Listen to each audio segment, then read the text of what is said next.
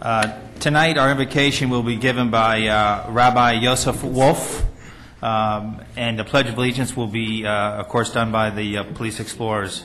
And at this time, I'd like to ask Councilman Shelley to lead us in the Pledge of Allegiance.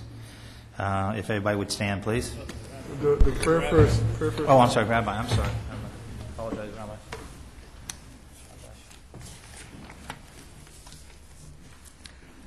Almighty God, we stand before you in prayer. Look favorably upon the mayor, the vice mayor, and honorable members of the city council of our great city of Homestead. We beseech you, Almighty and merciful God, to extend your grace to each and every member of this august body and bestow upon them the joy of life, good health, and prosperity.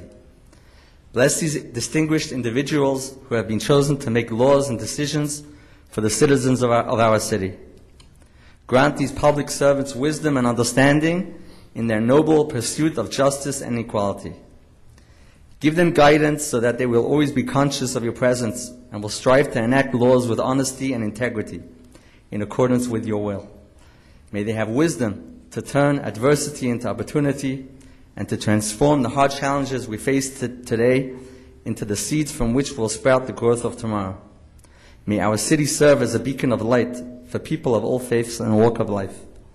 May Homestead help achieve the goals so powerfully stated in our Pledge of Allegiance so that America is truly one nation under God, indivisible, with liberty and justice for all. And now let us say Amen.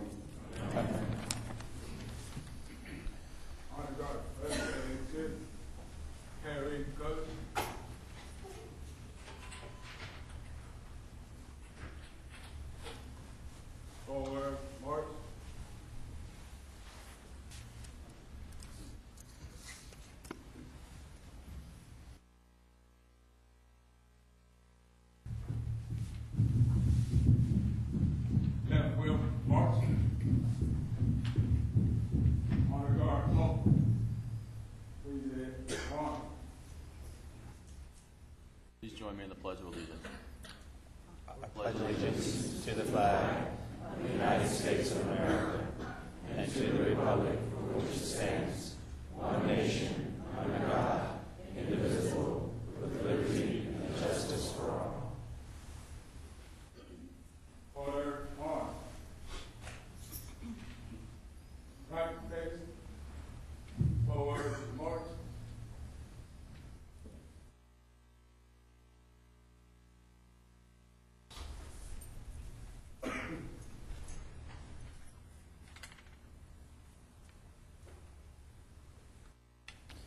You may be seated.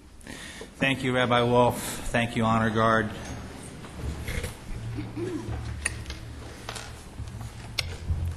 Madam Clerk, you please call the roll. Councilman Burgess. Here. Councilwoman Lobus. Here. Councilman Maldonado. Here. Councilman Shelley. Here. Councilman Williams. Here. Vice Mayor Woolman. Here. Mayor Bateman. Here. Thank you, Madam Clerk. At this time, we'll open up the floor for public comment. Anyone wishing to give public comment, please come to the podium. State your name and address for the record.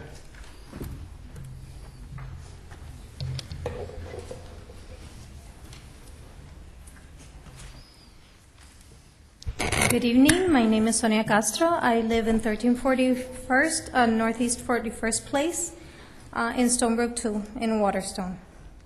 I am here today to publicly denounce Mr. Bateman for his actions against the Waterstone CDD.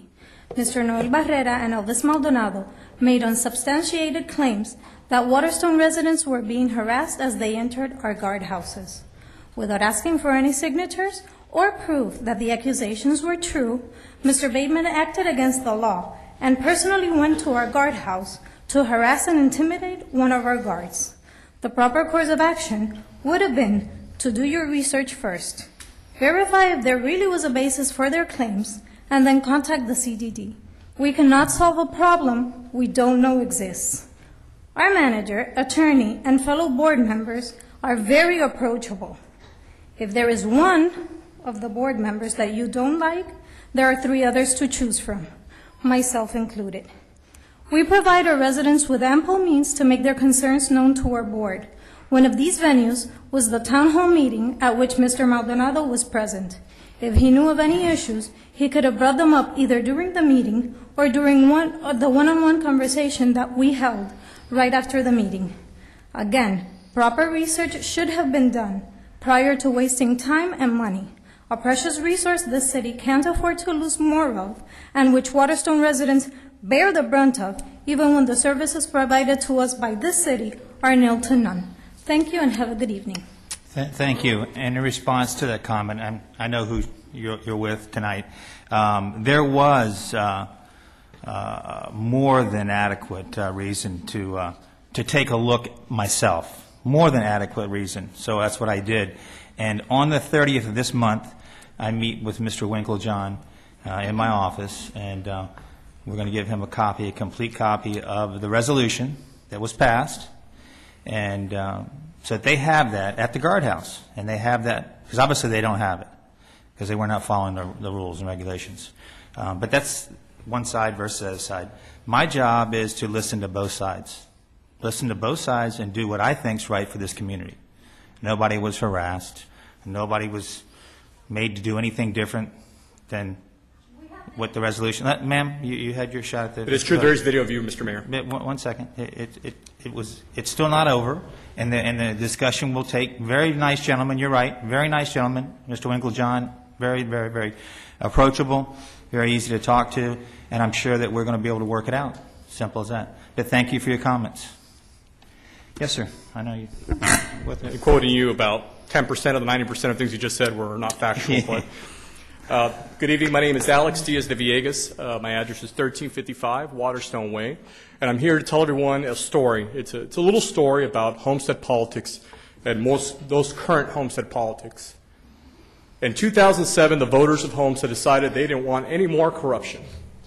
Out with the corruption. They got rid of a lot of the members, overturned them.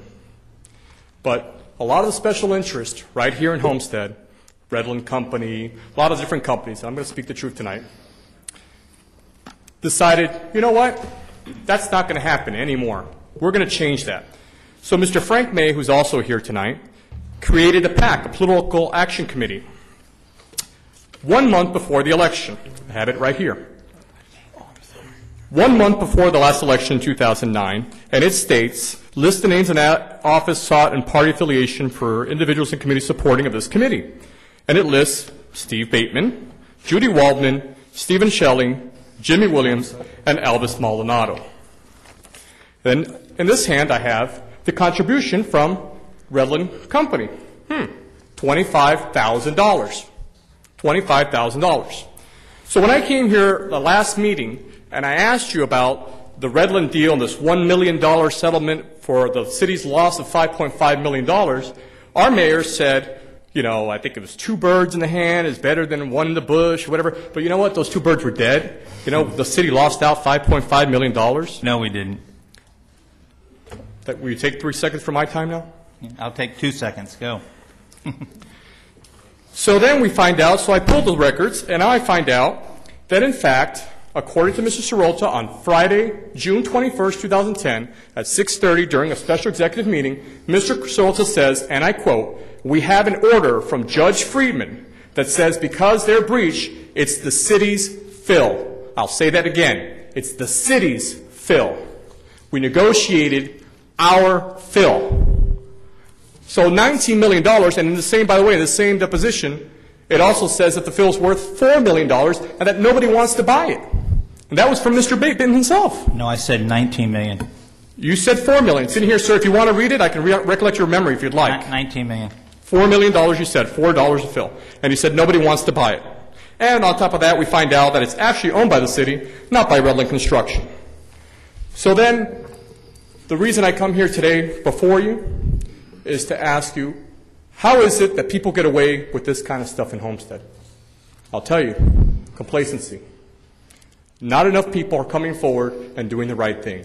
The city of Homestead is ground zero for lost and taxable property values. Almost 32%, folks. Okay, sir, And- you had more than your 3 minutes. If you don't want to Please, hear, just wind sir, it I up. understand you don't have the courage to hear No, the just truth. wind it up. That's why last time, sir. Wind it up. You Sir, got it says 3 I had minutes. 55 seconds, and I'm arguing for 10 of those seconds.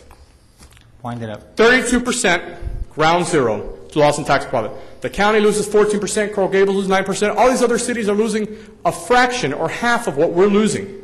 Yet they're all running around figuring out how they're going to do layoffs, how they're going to cut back, raising millage rates, things that are very unpopular, but they're responsible.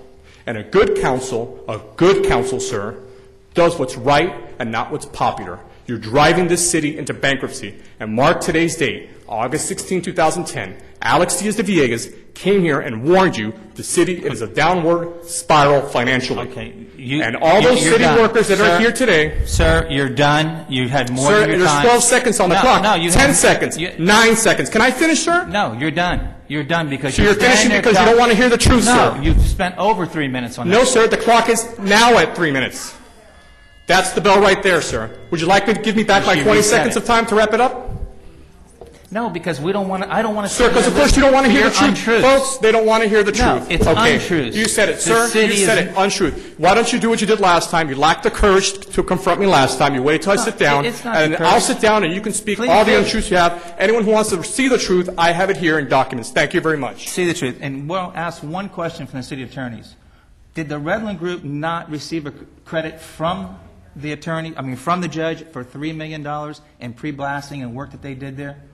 Keep hearing about $5 million. There were $3 million worth of credit sent back, $1 million handed to us, and the field that was left there. That was controversial, whether, it was ours or theirs. Right, that was some of their defensive issues that were in dispute. So you come up here quoting half-truths, and those are not true things you're saying. We were in lengthy conversations with our attorney, lengthy conversations. I'm telling you, it's not true. No, I see it in writing. I've already been there hours on it, hours and hours on it.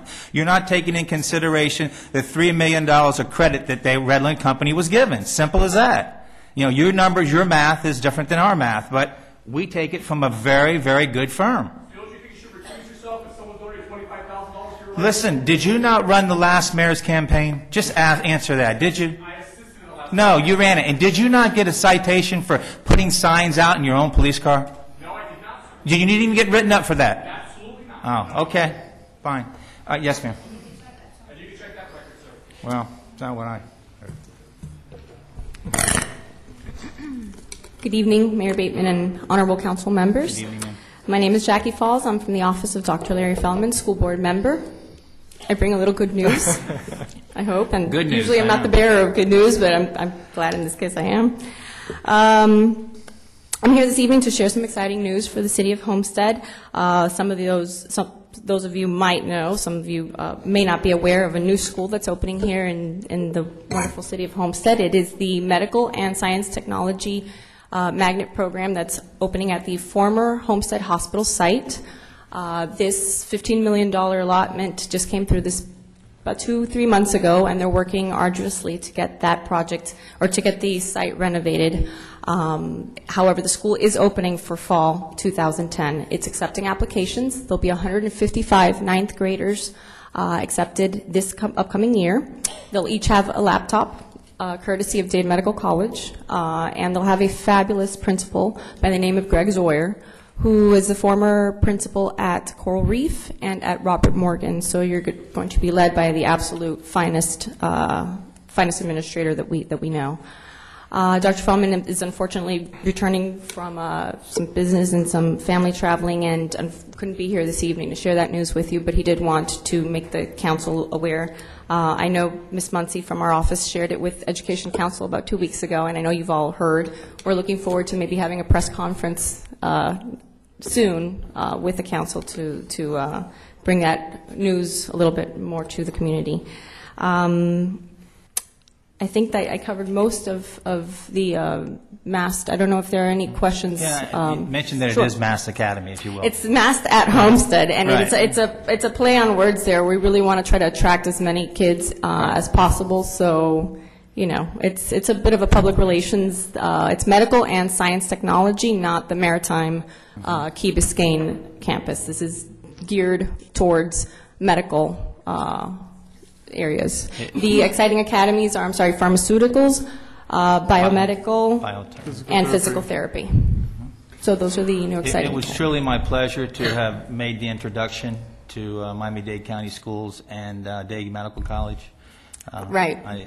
It was my pleasure, and the owner of Dade Medical College, Ernesto Perez, was very gracious in immediately offering, $7,000 to buy the computers. Absolutely, absolutely. We're very thankful, and so are the 150 ninth graders that will get to use them and take advantage. Do you know what number we're at now? Because I'm hearing all kinds. I'm hearing there's 70 students. I'm hearing there's only 50. I know they're accepting applications. I don't know the exact numbers.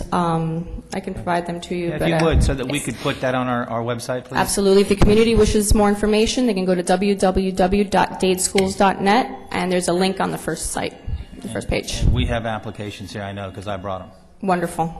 Okay. Thank you for... Yes, for the council. No, I'm sorry, I was just going to ask the same question because I think as of last week, I was told 70. 70? But Wow. I've been trying to put the word out too on Yes. Facebook and everybody I run into, and people are so excited. Unfortunately, it's came through rather late in the middle of the summers, but we're out there pounding the pavement as well, and They are thank you so- for your work. They're to get so that. excited. And Yeah. I'm very happy. It's great news. Great news. Mr. Maldonado, did you? Basically, I just wanted to, met this past week, we had a press conference with Mr. Carvalho and the superintendent of the school and talk about the schools. They're opening up a new school in Miami, and also they also mentioned our school here in Homestead. And they're looking to make this the premier medical school in the nation. And so we are happy that through the help of the superintendent, Larry Feldman, and staff have brought this, finally, it's been in a process for a while, and here we have it today, so we just want to thank you for your effort. I believe we still have one open house that is coming up. I'm going to get a date, but I'm going to say it's next week. We believe For Mast? Yes, for Mast. We still have one more open house. So I got an email just this morning, and I'll try to confirm the date, and we'll put it up on the internet so that there's one more open house for registration. So if anyone wants to know about the school, wants to register, the information is also on our website as well. Thank you. And thank you very much for coming. And I must say, on a positive note, this council has been very proactive education-wise. We've got again, not just the Dade Medical, not just the Mass Academy. We also have the new charter high school coming online with 700 students this fall. We also have, what is the new school we have downtown Chrome Avenue, the Montessori School, that's going to start this fall at Art South. So that's 3 new schools, all top-notch schools, and I think that this council deserves kudos for it because they worked hard to bring it here in 10 months. Mayor, if I may have a minute, please. Yes, please, go ahead. Thank you. I always thank Jackie and Dr. Feldman privately, but you always want to take a minute to thank them publicly. And I remember in 2008, Dr. Feldman and I walking down Chrome Avenue, and he envisioned this school coming. He wasn't sure whether it was going at the old Homestead Hospital site or where it would be placed. So to have it here and to have it live and to have it where we can see it is really something of an accomplishment. So thank you, Jackie, and certainly thank you to Dr. Feldman for never letting go of the vision that he had so many years ago. Thank you. Thank you. Thank you, Jackie. Mr. Bateman, Yes, sir. I got a question. Do you know the percentage of Homestead residents? I don't have any of that information yet. I know they're not at 150 applications yet. So of what they have, I don't know how many will be from Homestead. Okay. Right. Could you do me a favor and maybe Sure. perhaps get that number to me so we can know how Sure. many of our kids here at Homestead will actually take? Absolutely. we're part of the school. We're recruiting very heavily down here, so, like I said, it's wide open still. I think we're trying to get the word out through our presence here and hopefully through you all, through the website at the City of Homestead. So I expect it would be the vast majority, but I will get that information to you when I have it. And I understand that the enrollment will not close until it's full. Right, correct. So it's open. Thank you. Anything else? Other comments? Okay. Any other comment? Yes, sir. Edward Powell, 2274 Southeast 27 Drive, Homestead. I I have, like most of you, been getting monthly little utility service bills.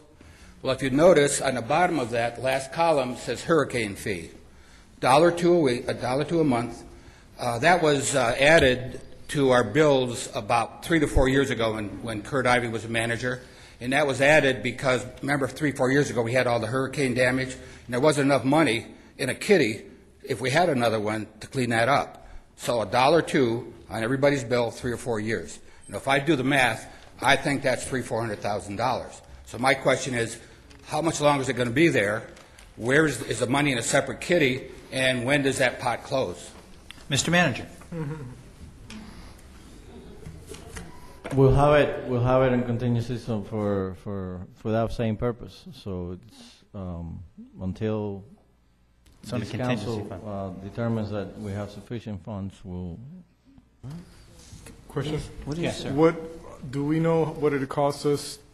You know, obviously we put this in place because we didn't have the money. What did it cost us to kind of clean up from those prior hurricanes when they came by and did the damage that it did? What was the number figure that we had out there? I don't know if Was anybody here? Is anybody Janice, still here then? anyone was here during that time? What, this was in Wilma and 05. Wilma Katrina? 2005. 05? Katrina and Wilma.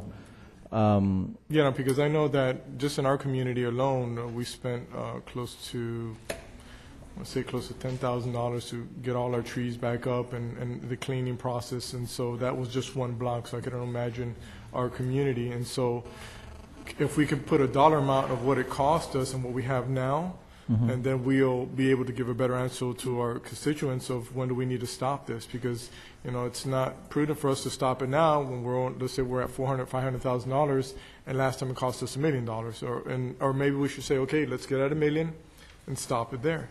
And but let the people know also that money is put aside just for that reason. It's in safekeeping.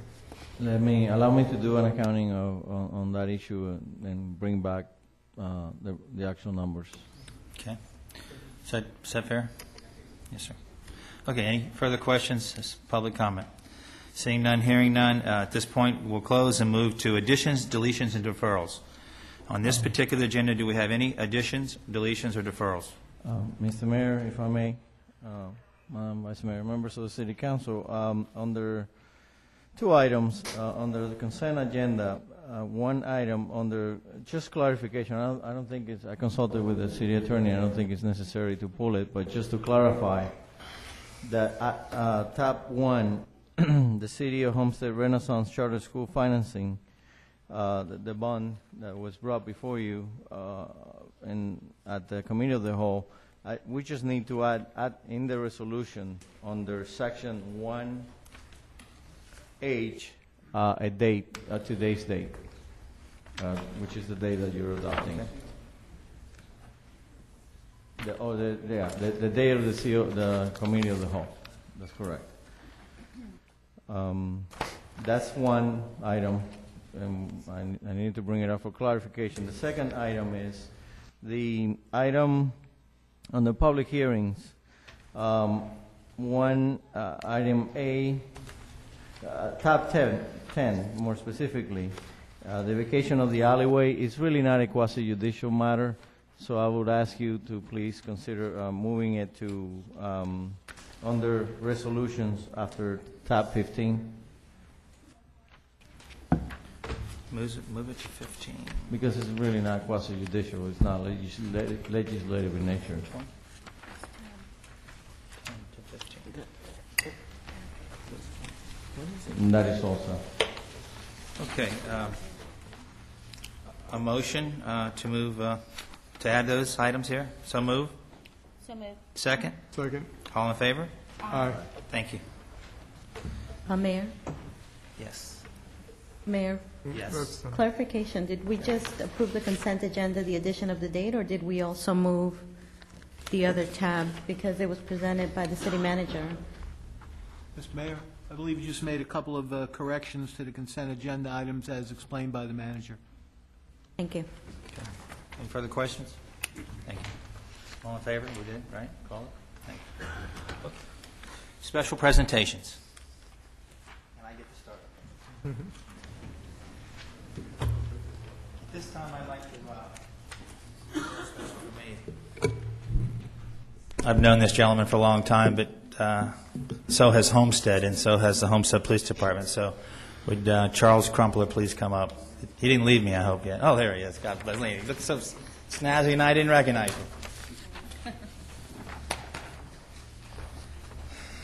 Let me read some of these goody things about you. You're going to go back to when you began your career with the City of Homestead Police Department on October 4th, 1979, as a community service aide, and became a police jailer on May 1st, 1980, and a police officer recruit on September 16th, 1982, and a patrolman on January 27th, 1983, and was assigned to the position of detective on May 28th, 1987. Was previously assigned to Crime Watch, Community Affairs, and is currently an active member of the Honor Guard program, and was promoted to the rank of sergeant on April 12, 1999.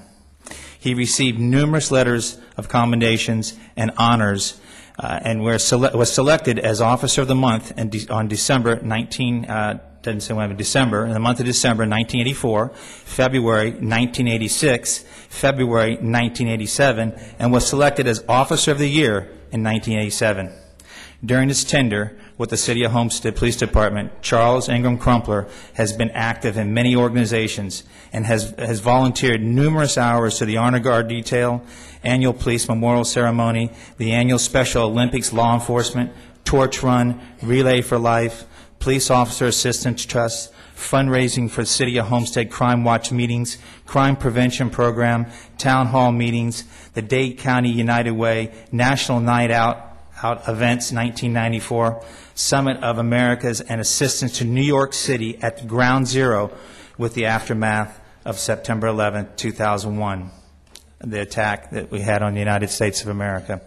That's pretty heavy duty, and I tell you, you've done an outstanding job, Charles. I tell you, I've known you for the 30 years that you've been here, and I see that you retire. You may have finished as sergeant, but you retire as lieutenant.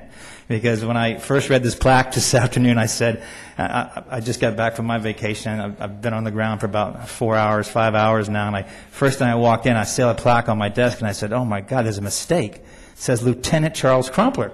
So they gave him a raise. But I said, he's a sergeant. But no, God bless you, you deserve every bit of it. It says, in recognition and appreciation for 30 years of dedicated service, Lieutenant Charles Crumpler, thank you for your commitment and dedication to the Homestead Police Department and our community. The City of Homestead salutes you, August 2010. God bless you.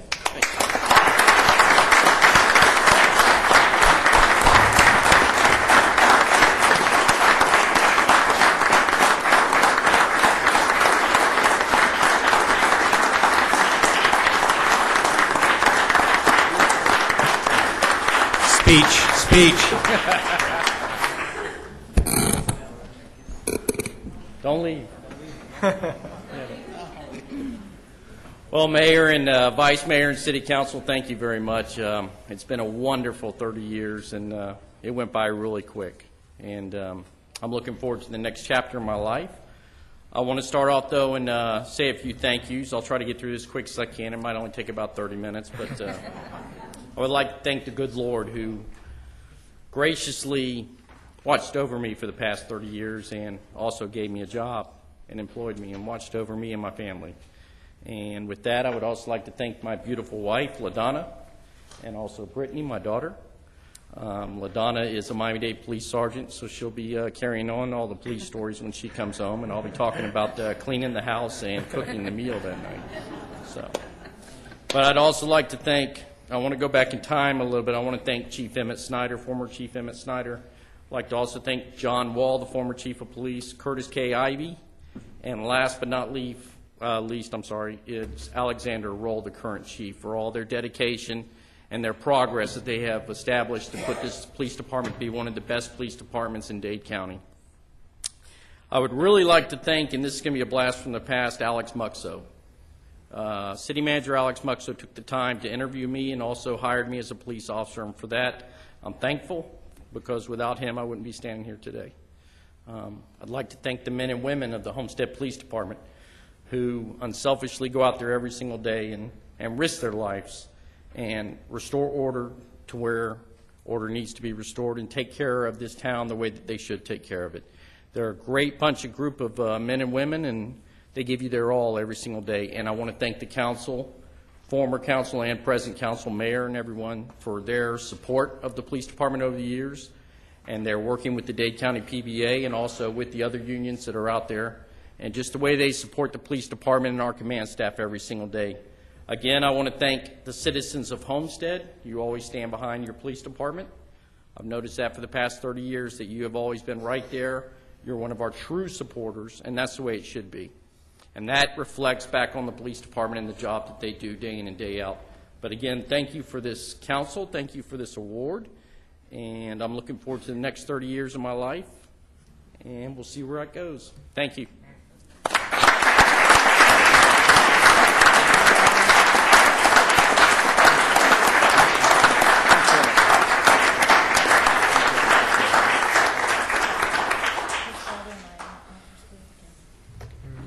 Charles didn't mention that he's going to come back to work for us, I think, for $1 a year. He's going to... He is. He's working. He's going to keep his ticket alive, and he's going to become a reserve officer, and he's going to work downtown City of Homestead. He's going to actually work either. It used to be the walking beat. Now it's the what are they? T3s. T3s. I'll be in the car a little bit, but still staying on as a reserve. Yeah, he's staying on. I'll still be around a little bit occasionally. So we thank you for that.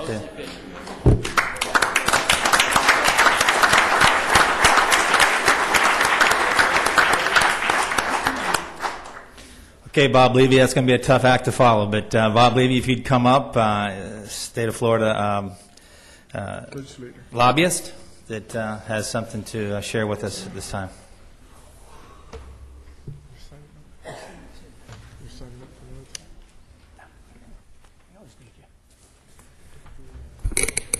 Thank you, Mayor. Madam Vice Mayor, council members, Mr. Manager, and Attorney. This is the first opportunity I've had since session ended in May to come give you a report on what happened in Tallahassee this year. So a lot of what I have to tell you is not news, so I won't waste your time telling you that.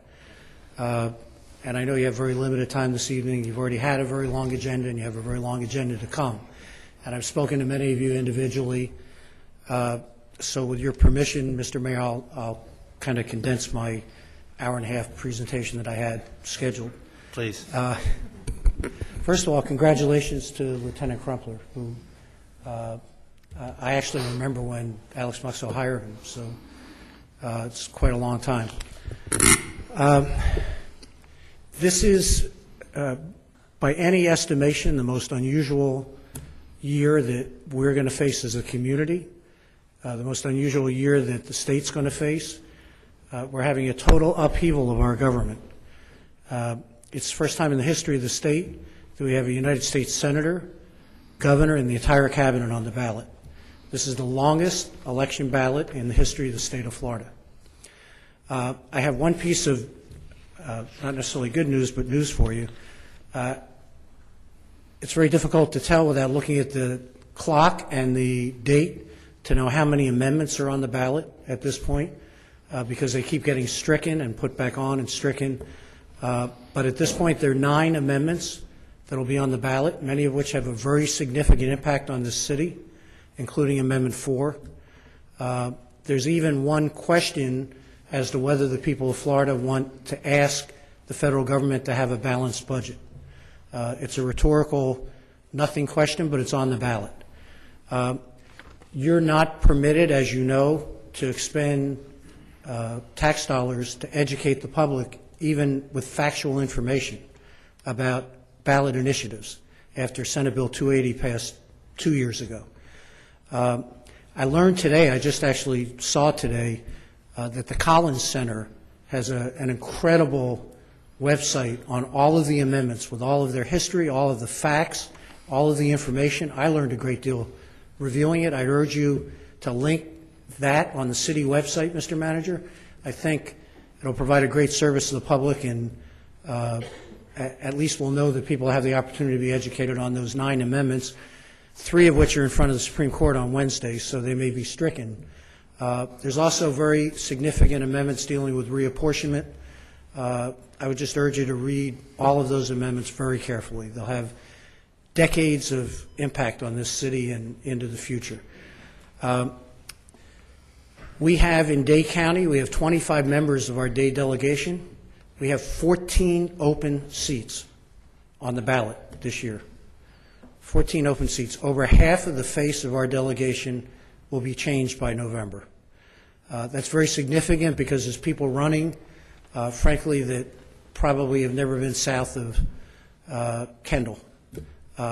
It's our job to educate them and to bring them down here and to teach them about Homestead and to teach them about our needs.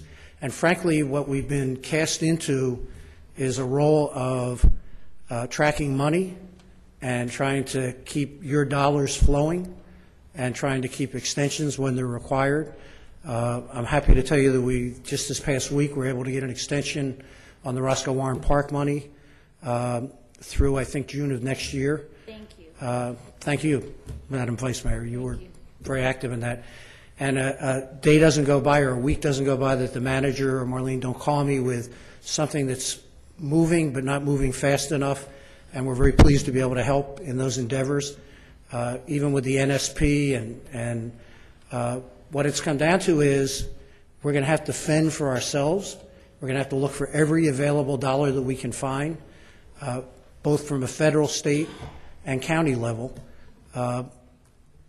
We are facing, in the coming year, a $6 to $10 billion deficit in the state of Florida. That's over 10% of our $70 billion budget. $6 to $10 billion. That doesn't include any of the fallout from the oil spill, potential of hurricanes, citizens insurance, $6 to $10 billion. So to think of looking to a state that's cutting $6 to $10 billion out of its budget, and you can't get there. You can't tax $6 to $10 billion, and you can't cut $6 to $10 billion. So I don't envy the 14 new legislators that are going up. And let me remind you that when we have 14 new legislators, we are losing hundreds of years of institutional knowledge. We have 2 senators from Dade County going back to Tallahassee. Senator Rich, who comes down this way but is mostly a Broward district, and Senator Bullard. Those are the only returning senators for all of Dade County. We're losing literally hundreds of years of experience. Our House, the same. We're going to have 12 new House members in November. So I urge everyone to look at these ballots very carefully. We have 1 or 2 elections down here that will impact us in the future. I urge you to look at the candidates very carefully and make sure that they care about this community like you do.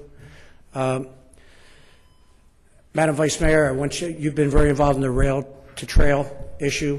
We've been tracking that with Ken and the whole Conservancy effort. Just tomorrow, we've arranged a meeting for them with Congresswoman Cosmas, who's from Brevard County, in hopes that she'll be the first Florida congressperson to sign on to the House bill. So I just want you to know that even though it's not a traditional year and it's not a traditional session, and it's going to be a very difficult year coming, that we've got our fingers moving everywhere we can for y'all. It's just a very difficult time from here up and from there down. So, Mr. Mayor, I'll be happy to take any questions anyone might have. And let me urge you, by the way, I know that a number of you came up for Dade County Day, and that's a very difficult thing to do in this economic climate and in this tax dollar climate, but I know that those of you that came sat through at least 2 seminars that I think were very, very helpful and informative, and I want you to know that you all actually sat through those seminars. I know that you did. I was there. In fact, I gave you all pictures tonight of you're sitting there. And let me urge you to continue your involvement in the League of Cities. This is a very difficult time. We all need to work together. I think the days of cities being the whipping boy for Tallahassee are over. I think that the TABORs, the Burt Harris Acts, the Bad Growth Management Acts, I think there's a little more respect for local government today than there has been for the last 10 years. At least I hope that's the case. And we can only get there if we all work together as the league and the Dade County League and the Florida League. And I know we'll see a number of you this weekend at the Florida League. And, Mr. Mayor, that'd be my report. Thank you very much, Bob. Questions from council, briefly, if we can? I'm sorry. Go right ahead, Yes, go ahead. Mr. Williams, I'm sorry. Go ahead, Mr. Williams. I just got a few concerns that I just want to highlight. You're right, we came up for this is my first time really meeting you, and I know we pay you a fee to lobby for us up in Tallahassee. What I would ask that you would do for the new council that's here and the current is that when we have projects and issues, and we know it's tight, but if it would have been nice to be able to sit down with you and go through what our concerns were or what our projects. And I know you've been lobbying for the city for quite some time, but for the new council who've not ever met you before, it was a little bit discouraging, I would say, because we had no opportunity to sit down with you and to go over what our issues are currently today. So what I would ask of you and your firm is that you would do that for us. Mr. Mayor? Yes, sir. Please. May I comment? No, please. Thank you. That's a good point, Councilman, and your election was in November, and that was also, we were already in committee meetings at that point, and I agree totally with you. And traditionally, I think you'll find that what we've done is before session, we've come down and met with every single councilman and the mayor and the manager at length, as long as you want, to discuss every single issue. And I think that what we bring to you is the ability to tell you whether whatever your goals are, whether they're achievable or not. We're happy to go forward with them, but I think we have the years of experience to be able to tell you what we can do with what you bring to the table. Yeah, I just think that wasn't extended to us this time. I'm not saying that you didn't do it previously. I'm saying for this current council, you didn't do that. So for a new council coming in, I think that would be beneficial to us. And we'll be back before the organizational session is in November, and we'll be back before that to meet with each of you individually. Madam Vice Chair. Yes, I just wanted to say thank you very much for that, fighting so hard to get that grant extended, because that was crucial. It was crucial. Had he not been able to succeed in that, I don't know that we would have been able to fulfill our obligations to finish Roscoe Warren Park on time. So I really appreciate that. And with the Rails to Trails, it's something that it's been my dream with my Trailway for many, many years. And Ken and I have worked together for years in Tallahassee and again in Washington. I like to spend a lot of my time working on the environment when I'm there. It's so hard, but I have to say something about Bob Levy. Bob Levy is the kind of man that if you call him, he will call you back. And he's dedicated. You talk about knowing everybody. He knows everybody. He has a wealth of experience, and he's really done wonderful, marvelous things for us. But I will tell you this, too. He's brutally honest, because he'll just flat tell you, there's no way. And he may not want to hear that sometimes, but maybe you do need to hear that before you promise and have, well, we all have hope, but right now it's very, very hard. So I just wanted to personally thank you. Thank you, Madam Vice Mayor. Thank you. Any other questions from council? Bob, thank you very much. Thank you, Mayor. Yes, sir. Have a safe trip back. Mr. Bridges. Thank you, Mayor. Tonight we have Ms. Nunez from the National Kidney Foundation of Florida, and she's here to tell us about a program that they're going to be running down this way, a screening program, which I think would be very beneficial to a lot of our citizens. Thank Ms. you, Nunez. Thank you so much. Good evening, Mayor and council members and citizens. We are very excited. We're having a free kidney screening here in Homestead. It's going to take place at the Sacred Heart Catholic Church, Saturday, August 28th. This is completely a free event. The city of Homestead has been very, very supportive. Thank you to Alina. I was able to meet you today, and Elizabeth and everyone getting us here and having us being able to be put on the agenda for the support. Basically what we're doing is we just want to say thank you and be happy that we're partnering with the city in doing this and make sure that we get the word out to all our citizens. This is an event that's about $300 per person if you go to your doctor to just get the screening. It's not something that's constantly promoted or or something that you normally would ask your physician to do for you. The event itself is very organized. We do different stations where you get to talk to a physician at the end, a nephrologist, a specialist, any questions that you may have. You get a thorough blood work, urinalysis while you're there. It is completely confidential, and we screen about 150 folks. Again, it is in the newspaper, and we're trying to get it out to everyone. So these events, normally, we would like to do more of them throughout the county. We do 12 statewide. They're about $5,000 to put on. So we do a big walk, which we do have a big walk coming up. Our National Kidney Foundation Miami Kidney Walk is going to take place also March 6th, 2011. And that's one of the events that we do use to be able to create awareness on kidney disease. Anybody with high blood pressure, diabetes, 18 years or older will be able to be screened. You have some information in the back. And I have we just passed out some for all of you too. Judy has been in the past involved with us too. This is the third one we do in the city of Homestead. I think the last one was 2006.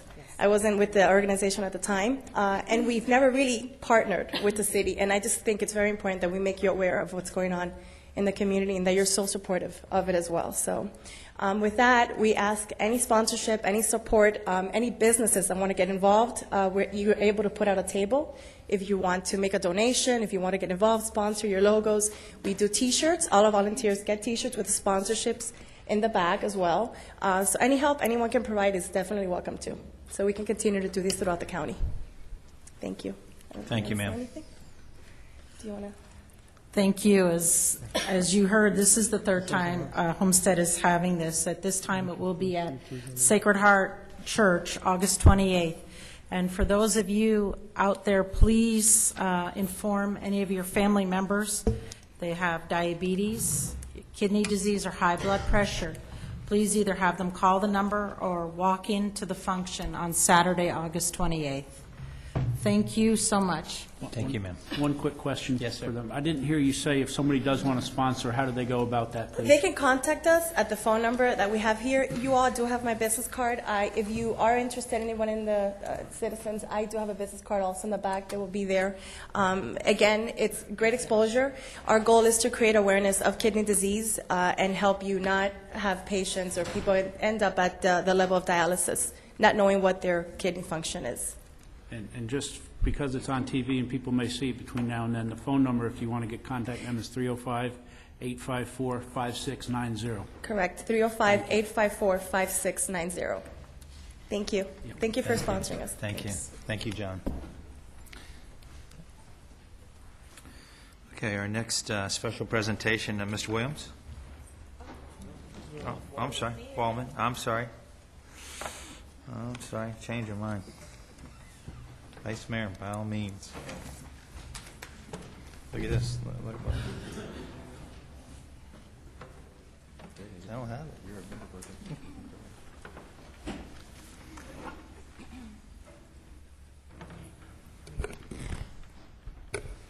At this time, I would like to recognize our Charter Review Committee.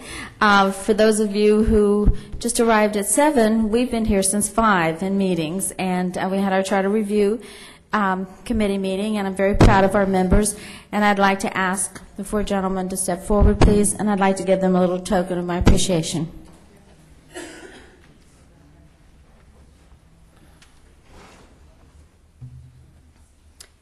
Ed Powell. Frank May. James Sutton. And let's just say Alex Hendrickson. I'd like to invite each one of them to just say a few words. You've already said enough. No, I'm kidding. Not you, Ed. I love Ed. I'm kidding. The 1 out of 4 in the big leagues, 250 is not a bad batting average. That's what we batted tonight. 1 out of 4. Thank you for your help. God bless you. It was an honor you asking me to do this. Thank you very much. Again, it was an honor and a pleasure. Thank you. Alex.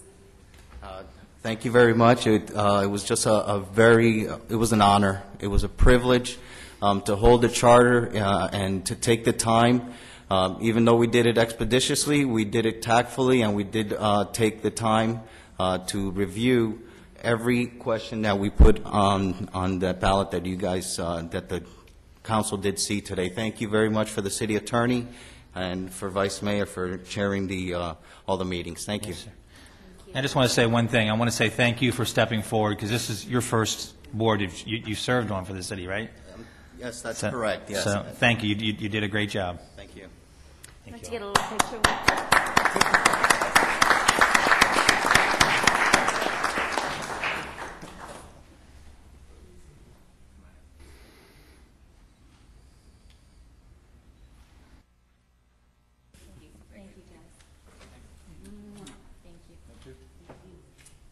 I'm going to miss you guys. We've been spending a lot of time. We've been spending a lot of time together.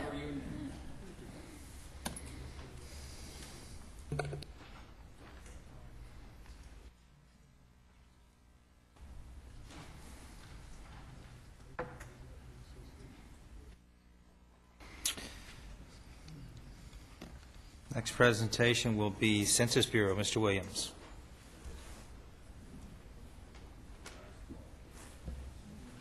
I swear, your name was not on here. I wrote it in.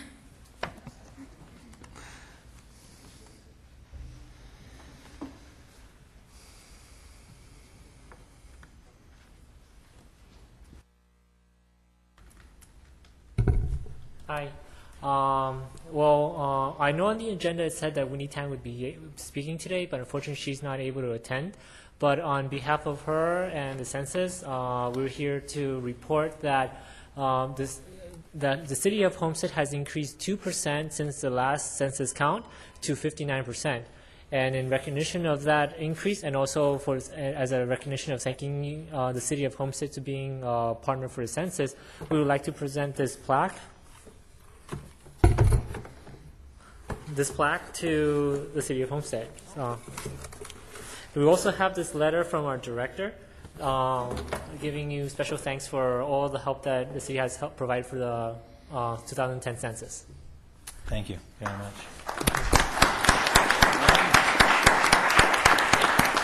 Yes, Winnie Tan, our supervisor, she was in charge of the whole Florida state for the Asian communities and Hispanic. And I just want to say on behalf of the Census Bureau that it was a very, especially in this day and time, it was really hard and difficult to get to every community to contribute with the census and the count, making sure everyone was going to be counted, especially with all the immigration turmoil that's going on, immigrants, especially in Homestead being such a dense population of immigrants that are undocumented, the immigrant, population. So it was a really, really struggle to get everyone counted, to get assistance and everything. And we want to thank the city for being such an instrumental and vital key to go to and to get the help that we needed to do to go to every community. So thank you, City Council. Thank you, Mr. Mayor, for helping us out. And hopefully we will see all the benefits for our community, such as new schools, new roads, and everything better for our city, for a better quality of life for everyone here. We all want a better quality of life, right? Right.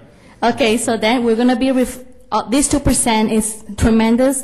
We are improving, and each decennial we're going to be doing better. So thank you very much. Thank you. If I can say just a few words very quickly.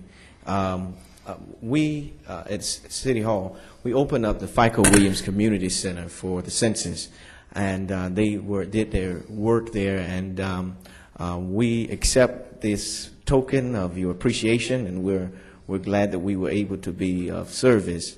And we really worked hard to make sure that the numbers got out so we can get the much needed funding for our area in the city of Homestead. And so we appreciate your effort and what you have done to knock on the doors to make sure that all of the ballots got back in and accounted for. So we thank you, and we accept this token of appreciation for you. Thank you so very much.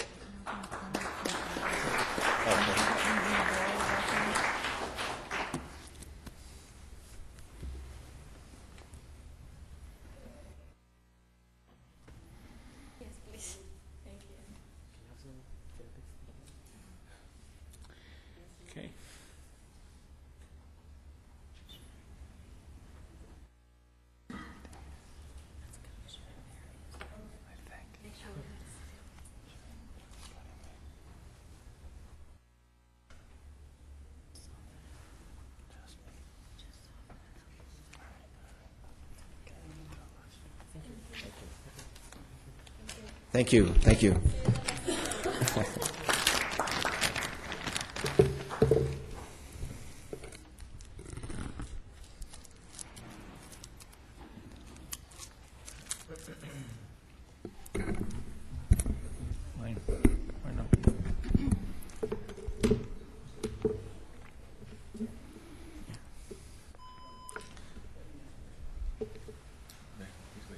Go ahead, Mr. Okay. Williams. All right. The next presentation is in recognition for this law firm, Paul and Associates. If they would come up, please, at this moment.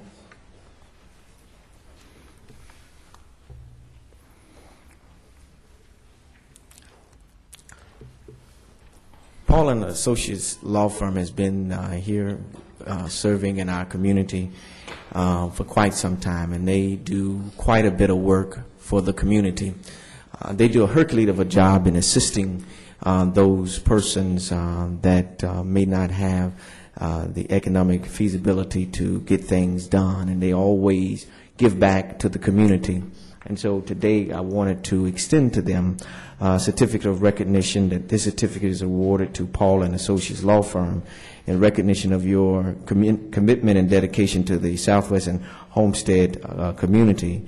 The City of Homestead salutes you, presented this 16th day of August 2010. And we want to thank you for the Hercules of a job that you do.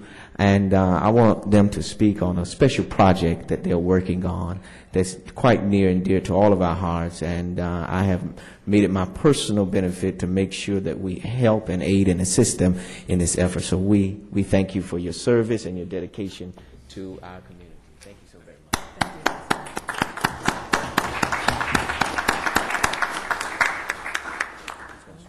Well, good evening to all. Hi, good evening to everyone. Thank you, Councilman, and thank you for having us here. for having us here. The law firm has been in existence since 1994, but we've only been in the Homestead area since 2005. I'm Evelyn Paul, and this is Ferry Paul. We are a husband and wife team, although we are not both attorneys, but we do converge our talents and in running the law office. Recently, after the earthquake that devastated Haiti, we decided to get involved by creating the Paul and Associates Charitable Foundation, primarily to see what we can do to have our contribution added to what is so the large needs that this country now has. The particular event that we are organizing is going to take place on September 18th, 2010 at 7 p.m. at the Little Haiti Cultural Center Theater. The name of the event is Haiti Meets Africa. It's a cultural, it's a show, really. It's a musical show that we are, the production, we're taking care of the production with the help of several professionals who have decided to get involved. Some for pay and some just granting us their time. We would like to invite everyone to not only be part of the in attendance to the show, but also to do what you can to help us as far as sponsoring, as far as helping us to sell tickets. It is not a free event, unfortunately. We wish that it could be, and perhaps in the future, if we have enough adequate financial assistance, we might be able to produce something for free. But right now, it is something that does require you to invest a little bit of money in purchasing some tickets. We have several different prices of tickets available. And we chose to do it in Little Haiti because it is Haiti Meets Africa is something that's designed to raise the cultural awareness and celebrate the similarities between these two cultures. As you know, we are descendants of slaves that were brought from Africa to Haiti, and so there are a lot of the African culture, such as religion and such as rhythms and language, that still are present in Haiti's culture. So we want to celebrate these. Real quick, we're also having we're trying to put together a walking club right here in the southwest side of Homestead. So we're trying to get a little bit of assistance, and the councilman has been very helpful, and we're going to try to bring everybody together because we realize that there's a lot of medical issues, people that are overweight, people that are not exercising, and that's what the target is right after this show. So we just want to thank you guys for allowing us to come here and to say hi to you. And we are from the private sector, so we've never really seen anything like this. So I hope you guys have a lot of luck with all this. Now, all the proceeds that your ticket sales are going towards Haiti, correct? Absolutely. Absolutely, yes. Okay. And this is not our first fundraiser. As some of you might have known, we did have a fundraiser at Mamma Mia's restaurant back in April. We want to be able to gather enough funds so that we can make a significant difference and not just, Very good. But thank you so much for your time, and we appreciate it. Thank you so very much. Thank you. Thank you. Thank you. Thank you. Do you want me to keep these? Yes.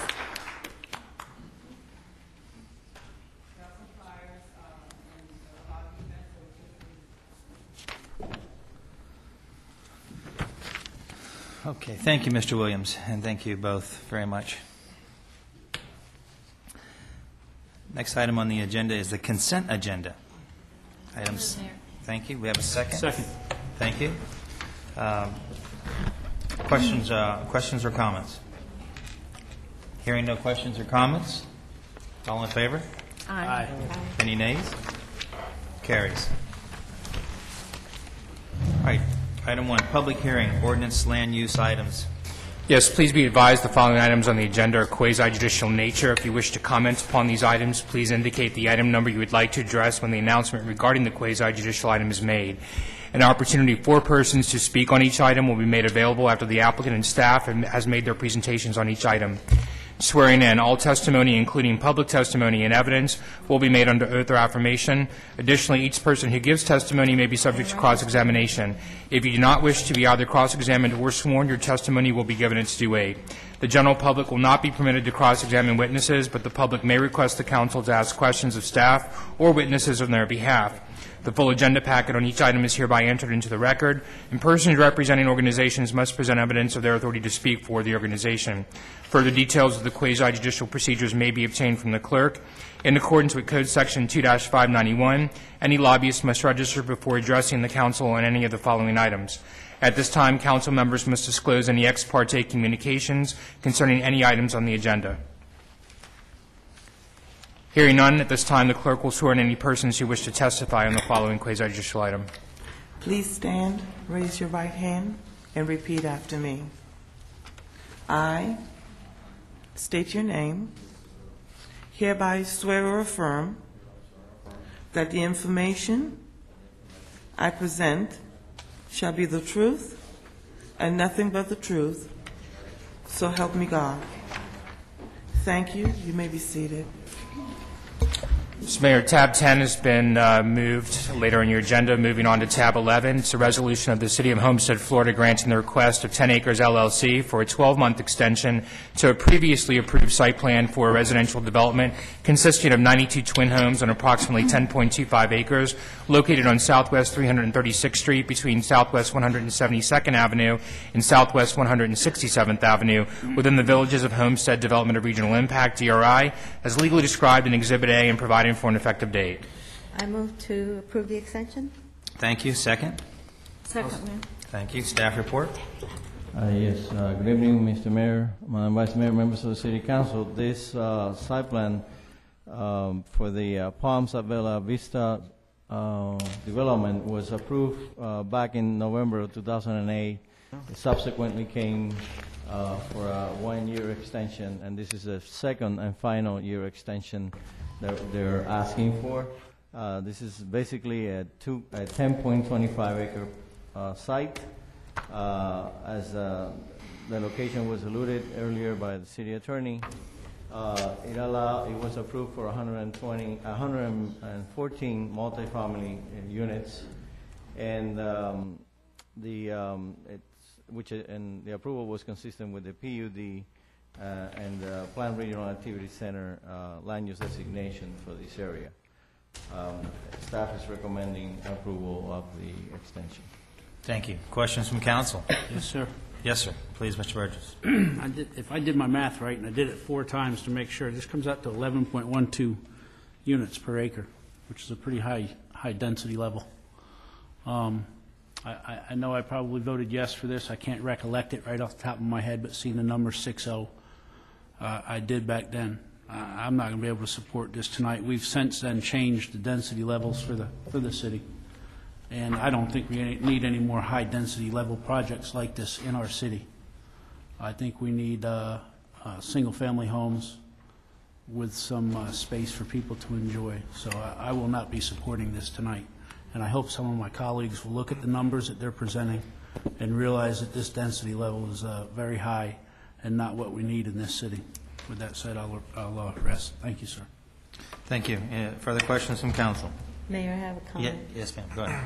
Thank you. Just for clarification with this hearing, so this is a site plan extension. That means that the density was probably 3 or 4 meetings prior to this, before the site plan came before us. In light of the comments that have been made public, do you just have a history of when the density or the zoning for it, I'm sorry, just let me be very clear. What has the voting history been on it, for clarification purposes, and to remind myself as to what the history of this application is? The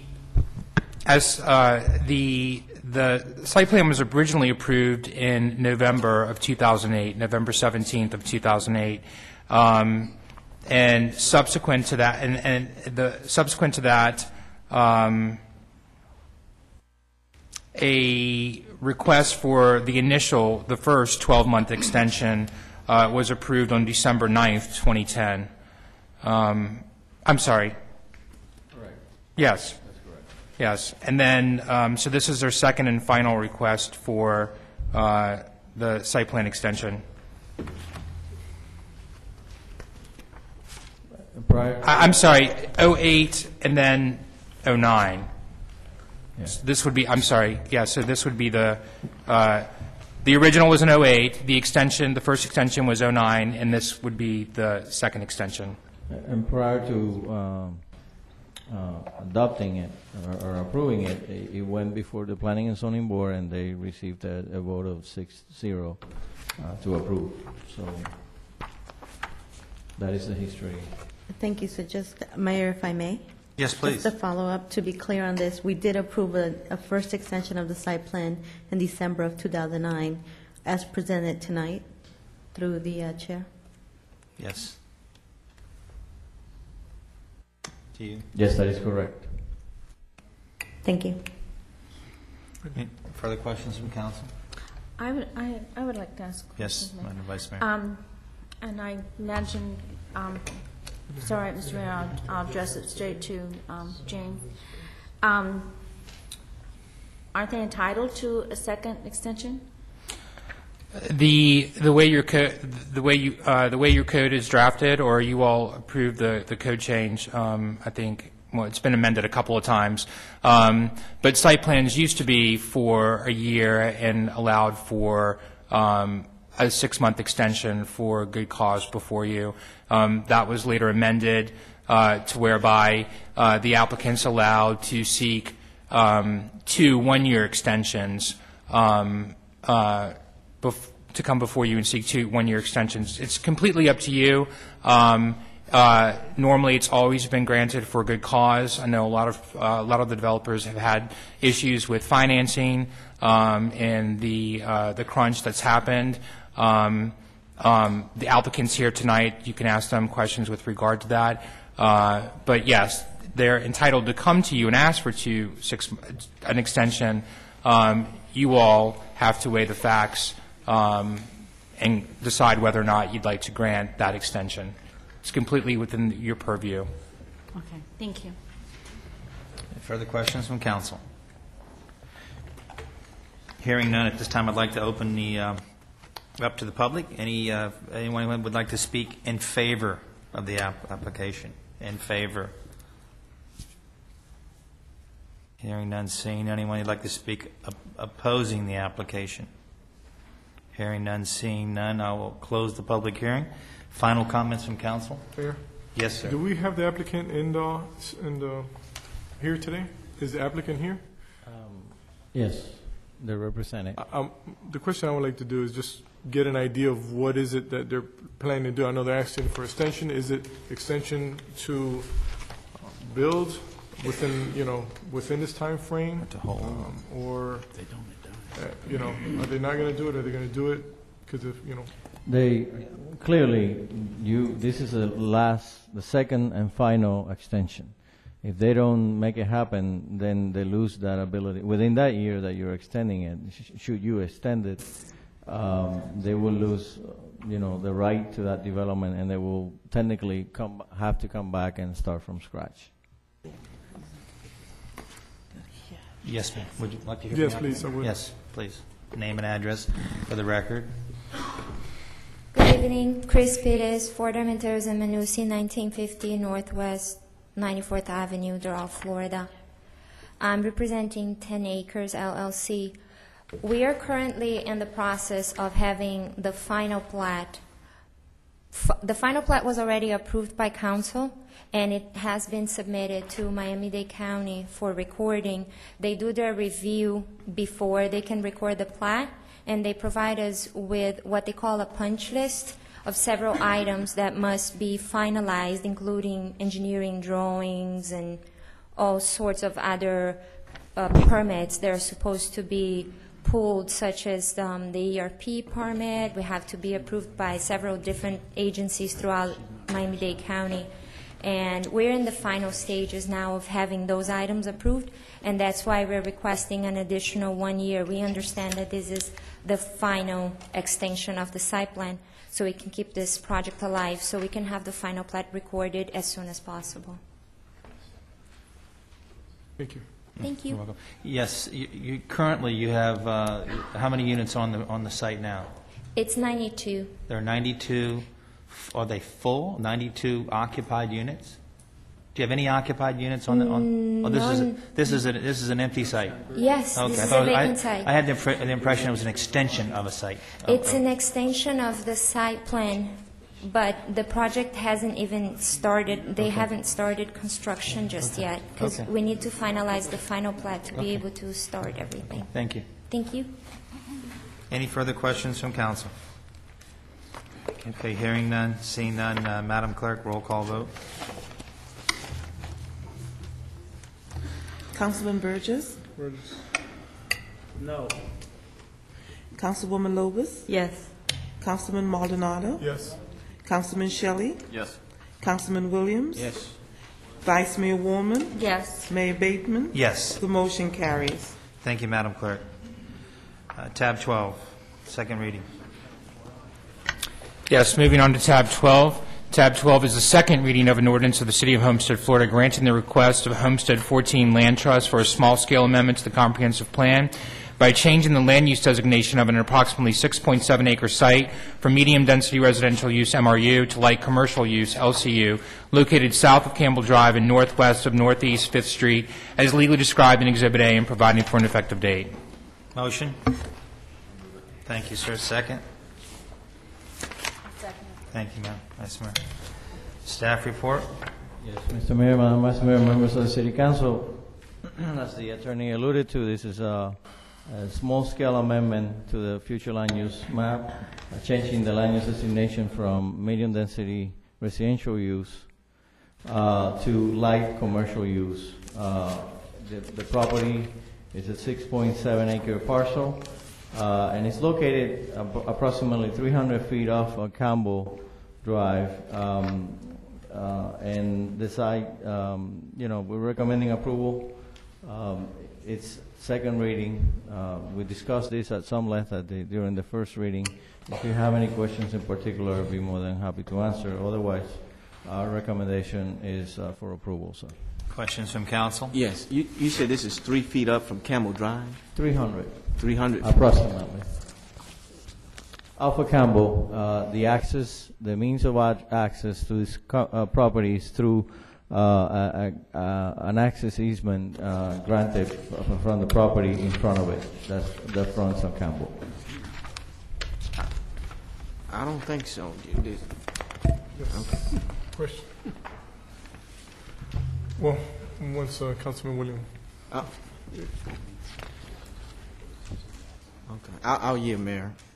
Mayor? Okay, go ahead, Ms. Baldwin. My question, what I'm looking at this graphic scale that was given to us, and I know this property pretty well. It's right in front of Diaz Markets. And I have a graph here that shows kind of an entrance feature. My question is, who owns the property on which the access feature is running between? And has that been okayed by the other property owners already? Yes, go ahead. If I may defer to the applicant. Okay. Applicant? Applicant? No.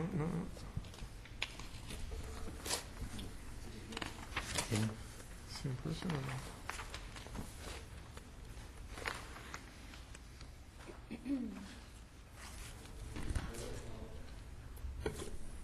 George Cepero, Prime Homes, for representing this property, 4651 Sheridan Street, Hollywood, Florida. The graphic that you see in your packet is just an easement. It's not an actual interest feature. It's just the easement granted by the property in front of us. That's Sonny Lee, Jose Padilla. It's a permanent easement, and all we know is that they intend to do some type of commercial on their property, and we have an access through them to access our portion of the property behind it. Okay, so that was basically my question. Did they get an okay with these property owners already? There's an agreement already? There's a recorded agreement. Okay. Isn't there a future street that's going to come north to south? Doesn't that street that's just east of Diaz Market, won't that eventually come right straight through that property? I'm not aware of any streets coming through our property. So it's all perimeter? The S-shaped graphic that you see there, it wouldn't be an actual street, it would be a driveway.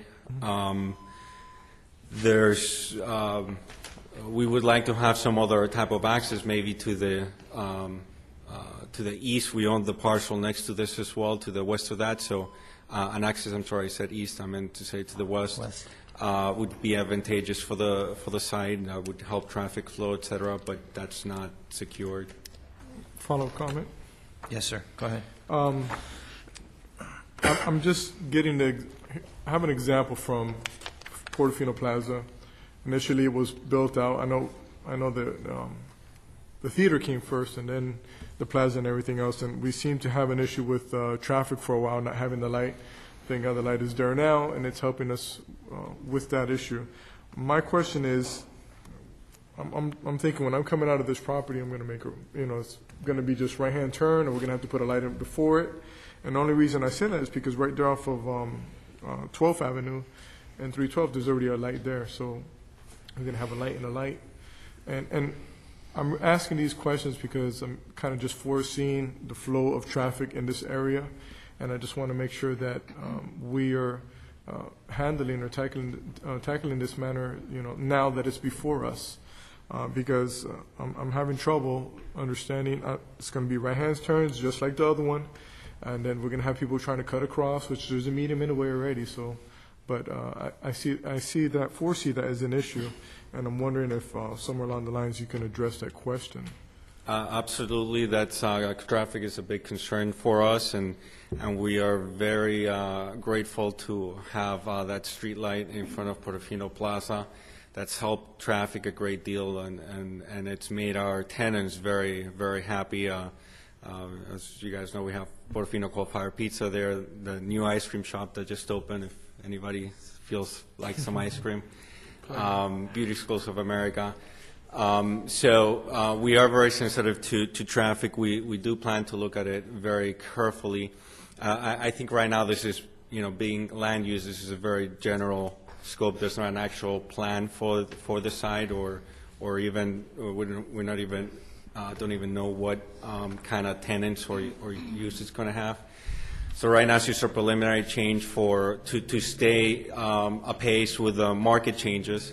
But absolutely, I agree with you that us and Sonny Lee, we definitely will be looking at this closely when we have a better idea as to what will be built and what the traffic needs will be.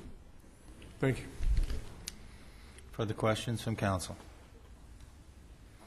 Okay, at this time, I open the public hearing up to the public. Any questions from the public in favor of? Any questions opposing? Seeing none, hearing none, close the public hearing. At this point, any further questions from council? Hearing none, seeing none, roll call vote, Madam Clerk. Councilwoman Lopez? Yes. Councilman Maldonado? Yes. Councilman Shelley? Yes. Councilman Williams? Yes. Vice Mayor Warman? Yes. Councilman Burgess? Yes. Mayor Bateman? Yes. The motion carries. Thank you. Thank you very much. Okay, tab 13, second reading, ordinance. Thank you, Mayor. An ordinance of the City of Homestead, Florida, amending Section 2411, purchasing limitations of Division 2, competitive bids of Article 8, contracts and purchasing of Chapter 2, administration of the City of Homestead Code of Ordinances, providing for a greater preference for local businesses in city procurements, providing for severability, providing for inclusion in the code, providing for an effective date. Second reading of the proposed ordinance. Motion? I move to approve. Second. Thank you. Council, staff report?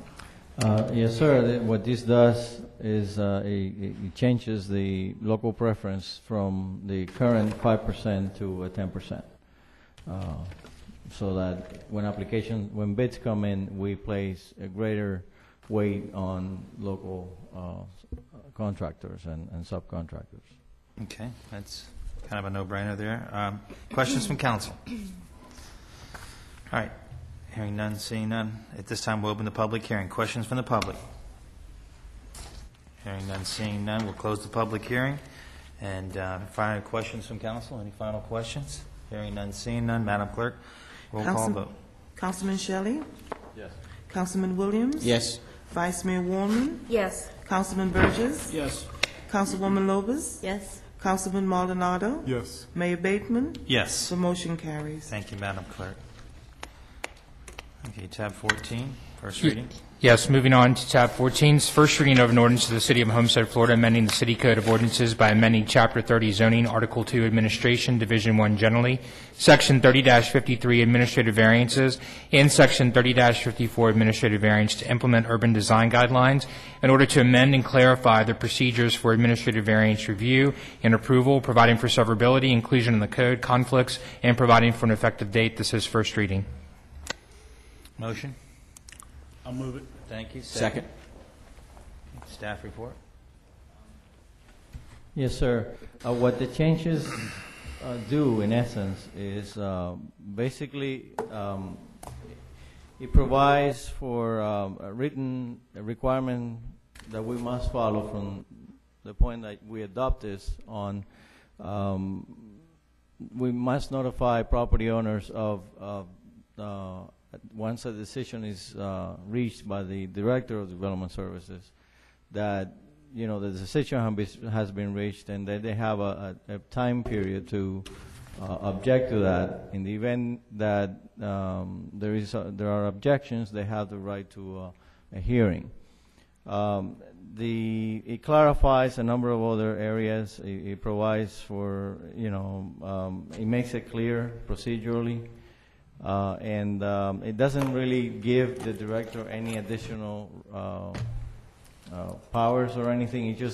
It's more of a house clearing, streamlining approach to the current code, and we're recommending approval. If you have any specific questions between the attorney and I can help. Thank you. Yes. Shelley. I just have a brief question, because it kind of outlines what the changes are, or how it works in the future. But can you kind of give me a synopsis of how it would have worked versus how it works now? I mean, just kind of hit the highlights, because that's what I didn't quite figure out with the the major differences was. Is it just rearranging the code so it's more efficient to read, or there are actual substantive changes It's that were both. made? It's that, and also the fact that it provides more clear direction as to notification. What we will be required to do that right now, we don't have, is advising adjacent property owners about an administrative variance that has been granted, and providing for that additional time for them to object to it if they must, so that they can have a say-so in the process. Now, normally what we do in practice is, knowing that these are requirements of the code, what I would normally do when I sit down with a prospect applicant for an administrative variance is to advise them that they have to, that they will be, at one point or another, have to get input from the adjacent property owners as to what they plan to do. And I would tell them that in advance, so that when the properties, that the notification comes up and it's advertised, that everybody has already taken care of that step, so that, they can anticipate it. Other than that, it doesn't do any much more. Feel free to jump in, Jay. The current procedure, pardon me, the current procedure that you're following, it makes reference to a number of Miami-Dade County Code sections, so we cleaned it up. There was also a process whereby due process was afforded to neighboring property owners, but it was a much more lengthy process. I mean, you were looking at almost a 3.5, 4-month process for someone to come in and seek a very minor administrative type variance or small setback variance. So what this proposed change does is there's one substantial change that if you look on page 3 of your proposed ordinance, you'll see where, and at least with my copy, it's not showing it in underline and strike through, but if you look at the very top of the page, paragraph C1, where it talks about an administrative variance granted pursuant to this section shall not exceed the following. The old language was the setback required is not reduced below 50%. The proposed change is to 70%. That's really the only substantive change in nature that would grant the development director a little bit more wiggle room there. But really those are things that are setbacks that are minor in nature, things that most municipalities have set up, these administrative procedures whereby a 5-foot variance wouldn't be coming through Planning and Zoning Board into you just for that minor of a change. So it allows the director to approve an administrative variance. Now, it provides due process to the adjacent property owners, because what happens is the director issues a notice of intent to approve that particular administrative variance. And then it gets sent to the neighboring property owners. If they have an issue with it, within 30 days, they can request a public hearing before you. If they don't request a public hearing, it's assumed that they're fine with it, and then it's approved. So it's just a much more streamlined process, and it cleans it up and makes it more in line with what other cities do. Thank you. Further questions from council? Okay. At this time, we'll open to the public. Any questions from the public? Favor or against? Hearing none, seeing none, we'll close the public hearing. Any final questions from council? Madam Clerk, roll call vote. Councilman Williams? Yes. Vice Mayor Woolman? Yes. Councilman Burgess? Yes. Councilwoman Lopez? Yes. Councilman Maldonado? Yes. Councilman Shelley? Yes. Mayor Bateman? Yes. The motion carries. Thank you, Madam Clerk. Okay, tab 15, then we'll take up to 10. Thank you, Mayor. First reading of an ordinance of the City of Homestead, Florida concerning maintenance of property, prevention and abatement of public nuisances, and regulating abandoned real property, amending Chapter 19 nuisances of the Homestead Municipal Code of Ordinances by creating Article 7, abandoned real property, relating to procedures for the registration and maintenance of abandoned or distressed real property, and reporting of foreclosures, providing for inclusion in the code, providing for severability, providing for an effective date. Turn a motion. Motion. Thank you. Second? I second. Thank you. Staff report. Yes, sir. If you recall, this was before you at the Committee of the Whole. This is an innovative measure that has been established in cities like Palmetto Bay, Cutler Bay, I should say. They have been, that has been in effect since last year, and it's a very handy tool for mortgage holders, properties that are vacant or about to enter into the foreclosure process, or that are in the foreclosure process, to register with the company, register with the city at a fee, which at a later time, upon second reading, I will be forthcoming with an agreement that will be part of your packet, where we share some of that those fees. And it makes it a lot easier for our co-compliance office and development services, and even our city clerk, to get a hold of, who the mortgage holders are when we're trying to find who contact when it comes to this type of properties that are in distress. Many times, as you know, and we experience it, we try to contact property owners or mortgage holders, and because one bank sells to the other or moves on with the portfolio somewhere else, we are not able to pin down, and it takes a lot of effort and time to pin down who that property owner is or who that mortgage holder is. So with this, things are going to be a lot more expedited. It's going to simplify our lives, and I highly recommend that we adopt it. Thank you, sir. Questions from council? Yes, Mr. Mayor. Mr. Shelley. Just to follow up kind of on what I brought up at the committee of the whole meeting, again, I think this is a great thing. I think it's going to help really identify these problem homes and make sure that they're taken care of. But it was represented to me that this won't, essentially our citizens won't be charged this fee, that it's going to be mainly the banks, the mortgage holders, things of that nature. Correct. And so I just want to make sure that representation is still correct. That is still no correct. effect on our residents out of their pocket, but it will end up helping the Correct. beautification of our city. That is correct. And if you notice, the package that I have for you previously had a more of a draft version, just to give you a flavor for what the ordinance will look like. The ordinance that is before you is the one that has been so far tested in Cutler Bay, and has actually gone through a couple of amendments. So, thank you. Mr. Bateman? Yes, sir. You said that on the second reading, you're going to bring back to us the revenue sharing. The agreements, yes, sir. What do we normally, what has the company done before of money shared with other municipalities? Do you?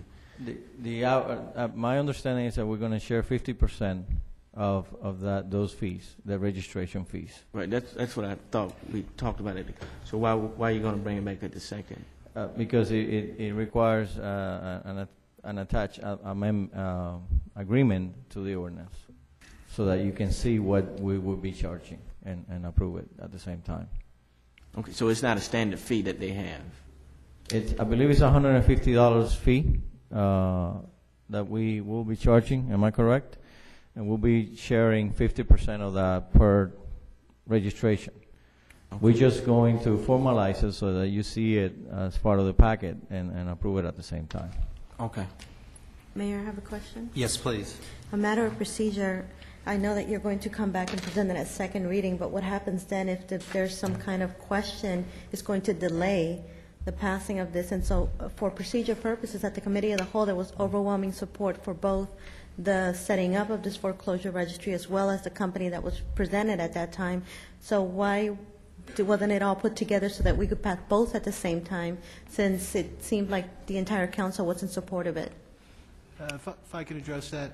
Yes. The signing the contract with that proposed company would be premature until the ordinance is finally adopted. That's why the manager is bringing forth the proposed contract at the time of the second reading of this ordinance, since this is only the first reading tonight. Mayor?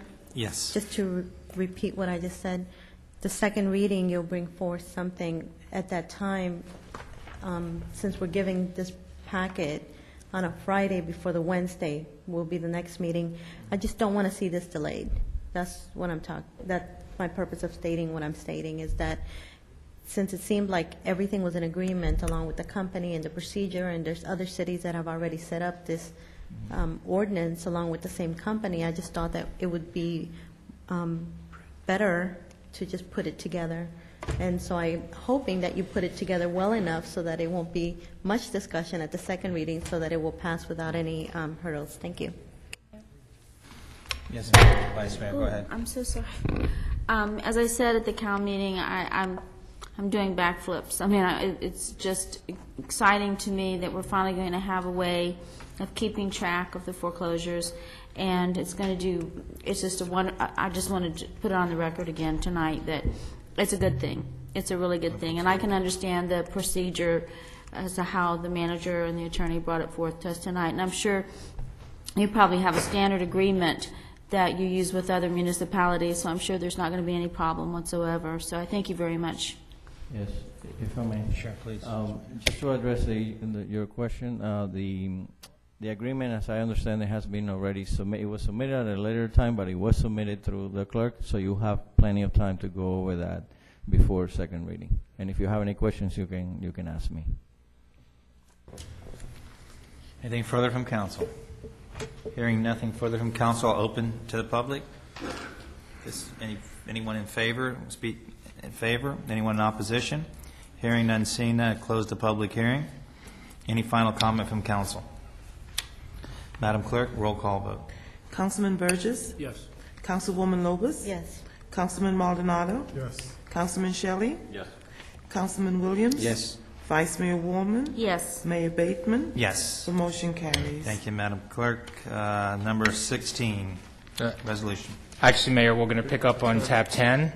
A resolution of the City of Homestead, Florida, approving the vacation of a portion of an alleyway between Southwest 4th Street and Southwest 5th Street, and reserving to the city all rights over any needed public utility easements as legally described in Exhibit A and as shown on Exhibit B, and providing for an effective date.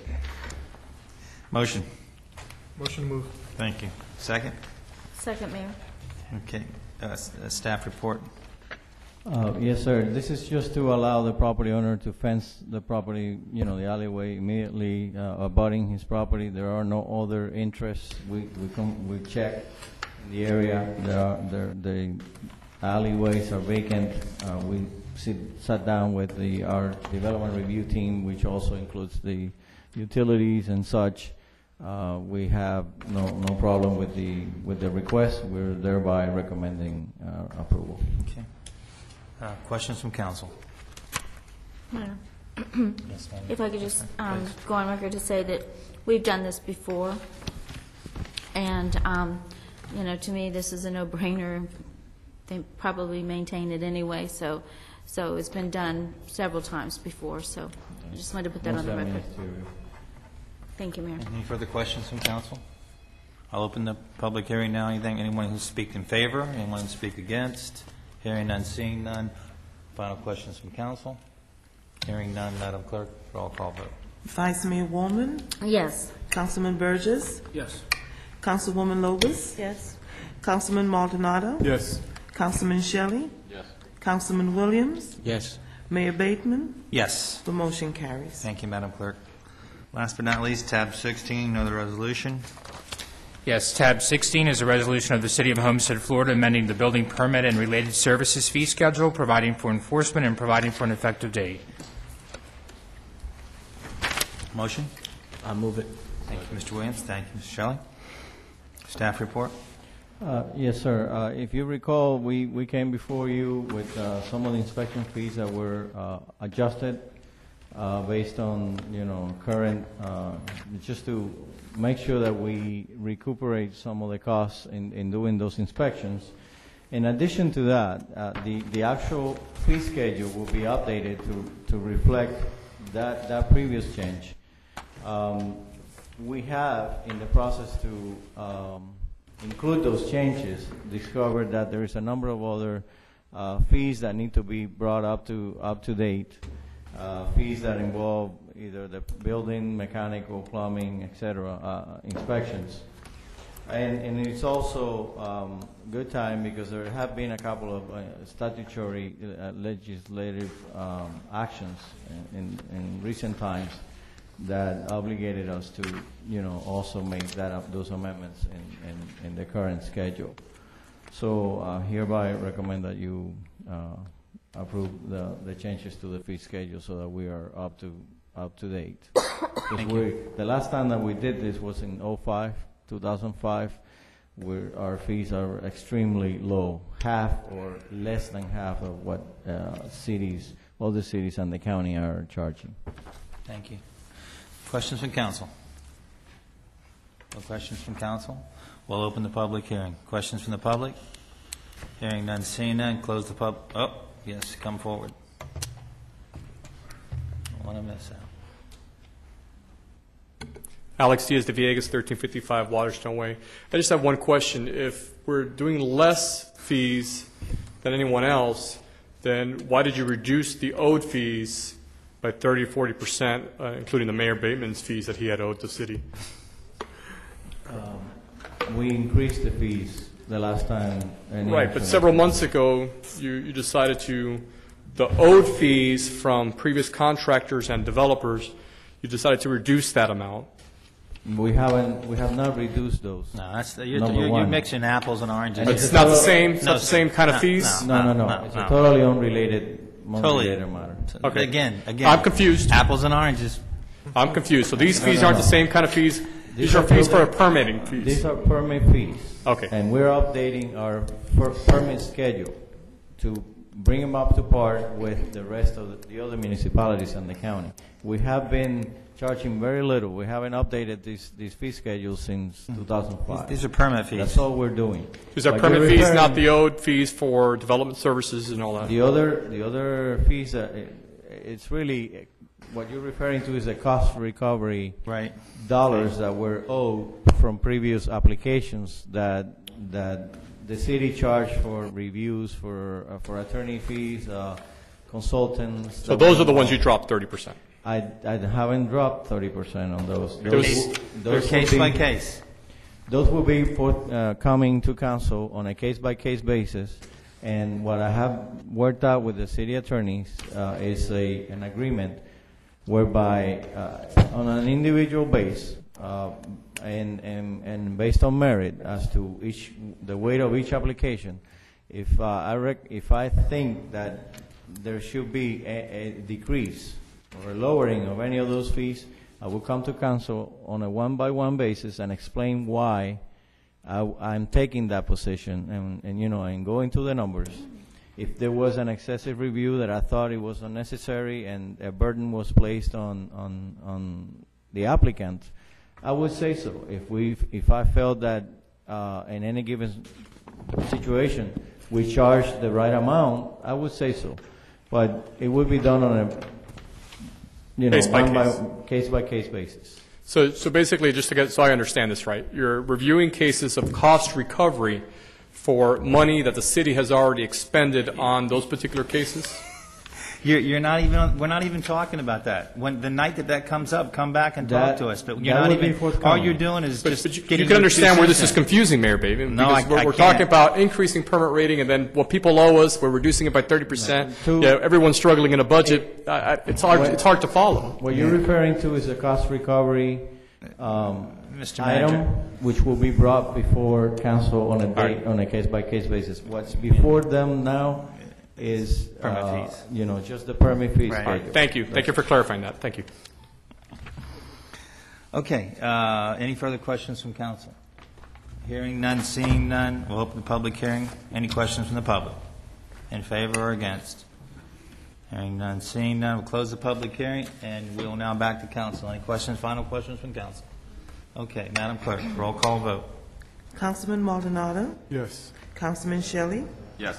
Councilman Williams? Yes. Vice Mayor Warman? Yes. Councilman Burgess? Yes. Councilwoman Lobos? Yes. Mayor Bateman? Yes. The motion carries. Thank you, Madam Clerk. And before I go on any further, I keep looking out there and see former Melvin McCormick, former councilman. How are you tonight, sir? I want to recognize you. Good to see you. Okay, next item, city manager. No items at this time. Okay, thank you. Business from weekly report, city attorney. Nothing this evening, Mayor. Thank you. Thank you, sir. Okay, council reports. Mr. Williams. Yes, Mayor, I got several issues I need to talk about. Let's just, I would say ahead of time to all of us, let's just be fair so we all get about 5 or 10 minutes apiece. Go ahead. Okay. I'll try to We mind close that. at 10, so. At 10:30. A couple, Mr. Manager, this is towards you. I think back in June, I asked that you review the public nuisance audit ordinance concerning the abutting properties, dealing with that, and you say you were going to bring it back. I'm still waiting on that report. I'm sorry, sir. The public nuisance ordinance dated June 16th that you said you was going to bring back so we can review it. Public nuisance? Yes. I did it right from the dais on camera, so you wrote it. You wrote it down, but you never got back with me. It's now August. I apologize, sir. I will bring it back next time. Okay. Another. So when can I anticipate you to? Public nuisance.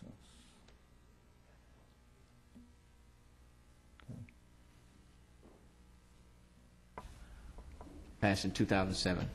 I was getting some calls today, right on Chrome Avenue. There was some work going on.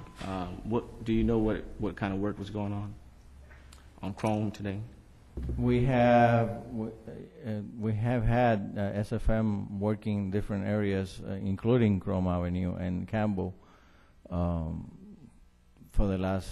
They few said months. traffic was kind of backed up, so I'm trying to get some answers because I don't know what to tell them because I didn't get any email about any stuff going on No, Chrome. sir. I was not aware. May I defer to the police department? They might know. They might have some information, but I was not contacted or heard that we were disrupting traffic. Police.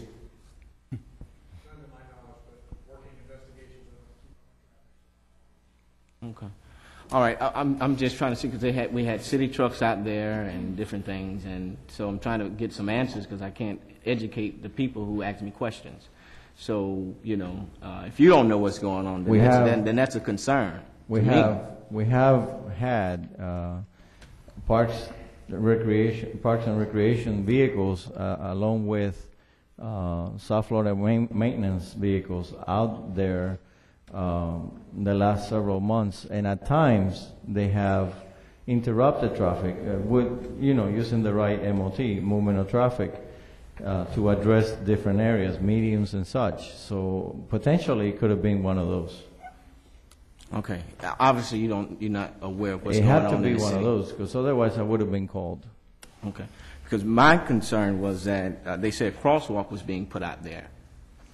The crosswalk was finalized. The only thing, the only thing that was left on the crosswalk was the striping, because the actual work was done. The only thing left was the striping, and maybe that was what was done today. So now Chrome is a state road. Am I right? It is, sir. Right? Yes. How can we bother a state road and put crosswalks out there? We coordinate. Don't we with the have state. to get FDOT permission? So we have their permission to do that? We have, whatever we've done on Chrome, we coordinate with them. You sure? That's the standard. So who orchestrated that move? Because I'm not aware of it. I thought when you're dealing with state roads that you need FDOT permission to bother their state roads. And Chrome is a state road. And if we're going to put a crosswalk, shouldn't a survey gone out, a traffic study? We normally have a working relationship with them many times. Either it's a county road or a DOT road. We sometimes call them, and if we have a pressing need for something, they understand. And again, we have a working relationship. Our public works director / assistant manager knows people and picks up the phone on a quickly, and so I'll find out for you a little more detail if you like. But if the only thing again that was left to do on that particular case, the crosswalk, was the striping, And the reason for it was that we located a trolley stop across the street from there. We wanted to have people provide that access for people crossing the street and accessing the trolley stop. But that's like 50 feet up. I mean, you're not making sense to me, just so you know, because you're not answering my question. How can we operate on a state road, make changes to a state road without going through the proper procedures? Now, you assured me tonight on camera that you say that we have all of our documentations in place. So now when I check into it and it's not factual what you're saying, you know, What I'm saying is that we have a working relationship with all those agencies. But you can't do that with a handshake. That's a state road. You mean you just pick up the phone, call DOT, and they go ahead and do the stripes? You can't do that. In some instances, we have been able to do that because we have a working relationship with them. Wow. Okay. I'll stay in my 5 minutes. I'm done, man. Okay, thank you. Mr. Burgess. Thank you, Mayor. Tomorrow morning at 8:30, I'll be back in here, fortunately. I have an HCIB meeting tomorrow morning. We still have one opening on that committee, and we're looking forward to moving forward. Mr. Mayor and council members, on Friday night I received an email that was very disturbing to me. We've been working diligently and hard with the Air Force Base and other entities in this county to take care of a problem out here at the Air Base. The email went on to tell me that our city manager has not returned phone calls, has not returned emails, and has blocked our city attorney from working with a government attorney to help solve and resolve these problems that have come about with the JLUS, ACUS overlay problems that we've been going through for months and months. This email is the last straw for me, and with that said, I would like to make a motion here this evening to remove the city manager immediately. If this motion should pass, I also have a follow-up, Part B, to my motion. I don't know if I have one other person sitting up here to second me or not tonight, but I'm putting that motion out there because I'm up to here with our city manager. Thank you. Okay. Hopefully I have a second. Second. We got a motion and a second. That takes a majority. It'll take 5 votes. So at this time, we got a motion. We got a second. Discussion.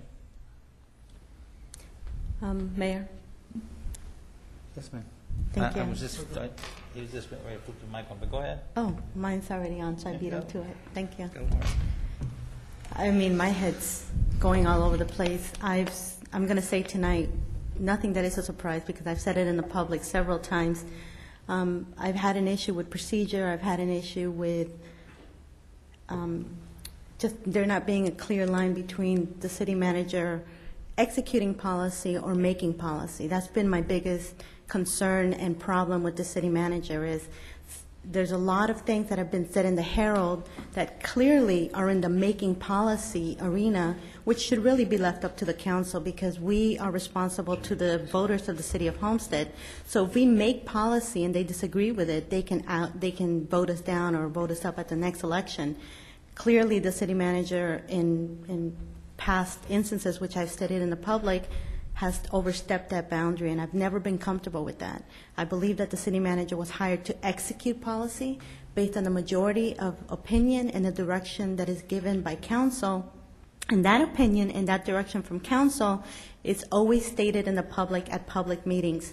Therefore, I, as a councilwoman, should never be surprised with the direction that the city manager is heading in because I've heard it discussed.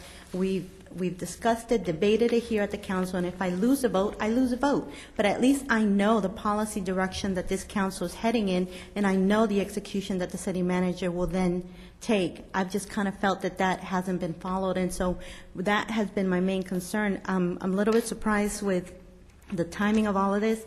The last time for reasons around in January, I moved to remove the city manager. And I gave a clear case for it, and unfortunately I was not supported, but I will support this tonight. Thank you. Thank you. Any further questions? Mayor, if I could add a couple more comments in there because... Go ahead. This is not... when this man took the job, I put my hand out and told him I'd work with him and do everything that I could. I have time and time again run up against walls, been misinformed, half-truths, and more things just keep adding up. And this email on a very important issue, and those people stood in this back room a month ago, both sides. It's not just the Air Force Base. The other attorneys representing the landowners told me the same thing, that you do not call them back, you do not return emails, and that there's no communication. And it's not just on this issue. It's many, many issues throughout the city. I hear the same thing over and over again. And the running joke is, it's hard for him to return an email when he's riding in the car, looking at landscaping. So anyway, that's the running joke. That doesn't matter to me. The fact is that I've lost confidence in you and your ability to manage the city. And that's the facts that I'm putting out there tonight with my motion. May I? Sure, please. Number one, I met today, and the ones that have not, the one party that has not been to the table when it comes to the Air Force ordinance has been the Air Force themselves. If you don't return their emails or their phone calls, they don't know when to show up. With your due respect, sir, I'm telling you, I have replied to every email they have sent me. I have contacted them. They were advised that we were holding a meeting today with all the parties involved. Everyone that has been in front of us in that podium who was invited, they at the last minute decided not to show up. I still held the meeting today. They're advertising a meeting on the 26th, which without inviting me, I asked them. I told them that I was going to show up at the meeting because I did not receive an invitation. That took it upon myself to attend that meeting. And furthermore, they had a meeting with another meeting set up for the day before, and I insisted upon being present at that meeting, and I even moved it to meet with them here in City Hall. And that we finally scheduled that meeting today. What happened was that Mr. Tyson, who represents them, went on vacation or went out of the loop. He didn't receive my email until he came back, at which time he decided to say that he was not going to be present. That happened 1 or 2 days ago. He indicated that the Air Force Base was not going to be represented. So if anyone dropped the ball, was the Air Force Base in this case. Wow. Because I have been inviting them left and right to every meeting that I've had. Now, to the other issues, I have made myself available to you, what you are, with your due respect, sir, and I respect your role as a councilman. I have made myself available to you, and what you're basing your statements is purely on assumptions that you're making, because I have worked hard, and I regardless, I never had your vote to start with, and I never pay attention to that. I always stay working with you, and to all of you that decided to continue to meet with me and spend time. To all of you, I meet with everyone, every single one of you that decides, and I insist on having meetings with you so that I can keep you apprised of all those things, of everything that happens within the city. If you don't show up, if you decide not to meet with me, there's nothing I can do about it. The only thing that I continue to do is give you the respect that you deserve as a councilman, as a vice mayor, as a mayor, that you honestly deserve. And you know what? I'll continue to do that regardless of your vote or no. No, sir. You still have my respect. Okay. I just don't have you don't have my I confidence. needed to clarify that point because it's simply 100% unfair that the Air Force is actually taking that position when they are in fact the ones that have failed to make any attempt to meet with anyone. Yeah, I was unaware of the meeting today. They called me while I was on vacation. Tyson did the 26th was the date I heard. The 26th, simple as that. I said, yes, I can be available, simple as that. I would concur with that as well. I just got a call from Mr. Chandler saying that he was returning from vacation, and he's returning from vacation, and he's been away, but that he would like to set up something for the 26th, and he said he was going to be calling everyone, and but he clearly did state, for the record, that he was away on vacation. And so, you know, I don't know how long that was, but we did get something on the 26th, Mayor, if you would. I'm kind of shocked that this is coming up, but not surprised. You know, my issue here is that, you know, I clearly cannot support when this is being done in a vindictive way. It's not vindictive at all. If you would like me to lay out item by item. Let him finish, all right? You had two shots at it, John. Give him one. And, you know, from my perspective, every time that I've asked to speak to the city manager, we have met. Anything that we're working on has been completed on a time. There's been no time that I've been stood up on any meetings. And any issues that I just got an email from one of my residents, Southern Waterstone, about garbage. Called him up, sent him an email. He was like, could I call her right away? I was like, no, I'll call her back. And within hours, not even that, he took care of it right away. And most of the staff usually act that same way. Here, from my understanding that I'm seeing here on the city council, we're doing what we need to be doing for the city. Our budget is coming up. It looks favorable. The staff has been working hard on it. I don't see no holes in it. My concern is that I'm not caught with a right cross all of a sudden with this budget. But from my understanding, everyone's working hard on it, and so the city is looking a lot better in regards to the landscaping issue. That's a good place to start. And so the city is moving forward. So I'm just hoping that this is not a vindictive. And the reason why is because I understand that things have happened recently. Yes. All right. And they've happened recently, and because of some action or one person's action is not happy, we form a coup up here and make decisions that are not proper.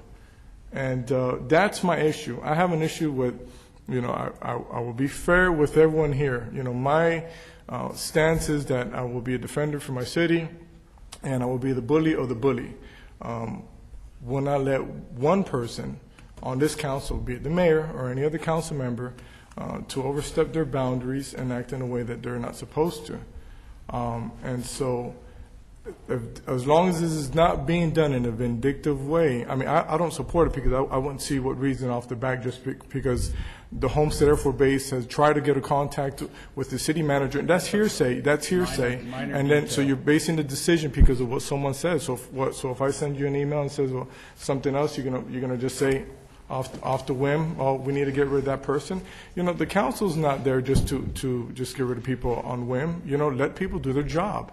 But because maybe that you didn't get a phone call right away, again, the attitude. And obviously I don't expect, I don't expect the council that voted against to now turn about face. But, I'm not going to stand up here and accept something or have this happen on a vindictive manner.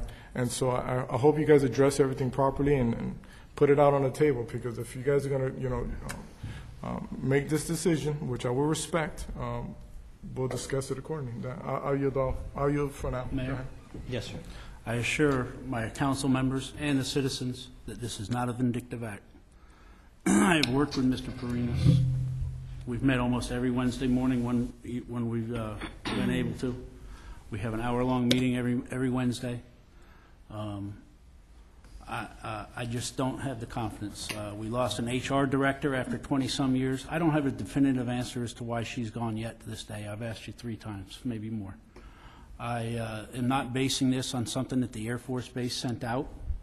I'm basing that, as I said in my statement, the last straw that broke the camel's back, if you want to use that saying. And that's it. And I assure everybody here that it is not vindictive. Thank you. I stuck my hand out to Mr. Sergio many times. And I said, don't embarrass me, don't do things wrong, and I'm with you. And I don't feel like it's been reciprocated back. Thank you. Yes, Madam Vice Mayor. Well, I am shocked and I am surprised. I just don't think this is the way to handle a situation or a problem. I will tell you this, that Mr. Perinas has always returned my phone call, maybe not that day, but the next day. And he's in meetings. He's very, very busy. He's very busy. I don't ask him where he is. I don't ask him what he's doing. But I have Julio and I have Marlene, that if I can't reach him, I pick up the phone and I call somebody else and I get my answer. I'm very disappointed that that you couldn't have met privately and talked about it. That's just my opinion. This could happen. It could happen to any city manager at any given time because they work at the will of the council. But I just don't agree with the way that this is being handled tonight, because there have been issues, and this is a very, very big issue with the Air Force Base, the landowners, the city of Homestead. It's something that I know from this dais, I ask for them please to go back. And I know the base was very disappointed because we didn't take that vote that night. And Colonel McCulley was leaving, and I knew that there were extenuating circumstances, but I just didn't feel comfortable taking the vote that night. I wanted the landowners, the Air Force Base, and the city to work together to bring forth the recommendation, and I begged them to please try to find something that they could all agree with. And I think that's going to happen. I really do. I think they're going to all work together, and it is going to happen. But it's not going to happen with me voting to dismiss the city manager tonight. Thank you. Thank you. Yes, Mr. Shelley. Mr. Mayor. Yes, sir. You know, this is a tough decision, and you know, I don't know that this is the best timing for this, you know, being so close to the budget and where we kind of are at this particular point. However, the question is here now on the table to be talked about and decided, and I'm not basing any of my decisions on, you know, emails received or things of that nature. And I can state that, you know, you've been nothing but good to me as far as, you know, meeting with me at all times. You know, you take time to answer my questions, and I think you have done some good things for this city. Unfortunately, you know, I've had concerns that I've discussed with you in private. There's no need to go into them here in a public forum. That I've had concerns about, and I don't feel that those concerns were necessarily addressed. And I'm not talking about individual projects or issues, but just general concerns that we've discussed. And so, unfortunately, you know, I just, you can defend yourself. I mean, you can put up your own case, but I can't put up that case for you. And so, you know, I'm going to support the motion, you know, with a heavy heart. And I do like you very much. You know, I just can't. I have some concerns and reservations, and so I will be supporting the motion. Thank you. Again, I mentioned I just got back from vacation, and on my vacation on the 14th, a Saturday, I receive a email at 1:52 in the afternoon. Bob Slavin sends me an email. Dear Mayor Bateman, member of City Council, and members of City Council, we understand that Homestead will soon begin a search for a city manager. Our firm, Slavin Management Consultant, SMC, is very interested in submitting a proposal to assist the council with the recruitment. We're among the most experienced local government recruiting firm in the country, having conducted more than 700 successful local government recruitments. And it goes on and on and on. He finishes with what the percentage rate is and whatnot. I sent him a simple email back saying, who contacted you on this? Who contacted you? 2 hours later, I get an answer. I'm sorry, Mayor Bateman, that was a computer glitch. Those are old emails that went out. And I've got that on here too. The old emails went out by mistake. Disregard, sir. So that's what this is all about. I understand why I was gone. There was a tremendous heated argument in City Hall where the police were called and a report was written. And somebody's upset. Triggers somebody else who's already been upset in the past. I can't, with a clear conscience, sit up here and be vindictive. I can't. I cannot sit here after seeing this email come to me. And I'm going to tell you, the person who sent this email, and I'm handing my phone over to IT, and he's going to find out where the email came from and find out if it was legit. I don't know how you get glitches that come back 8 months later, but it's wrong what somebody is doing behind the scene. And to me, to pull a witch hunt together in the middle of our budget, whatnot, I just think it just smells like retaliation. It smells like retaliation.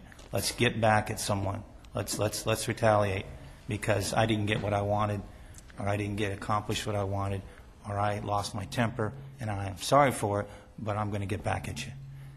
I can't operate that way. So my vote will not be to dismiss the city manager tonight. And it will take majority. We'll take a five vote majority. So until we put this in a proper form. This is not the proper form at this time. So, and I think we've talked. I'm sorry. City Attorney. Go ahead. I've got some statements. Just hold a on. quick question. What day was that email? Because I got the same email. The 14th.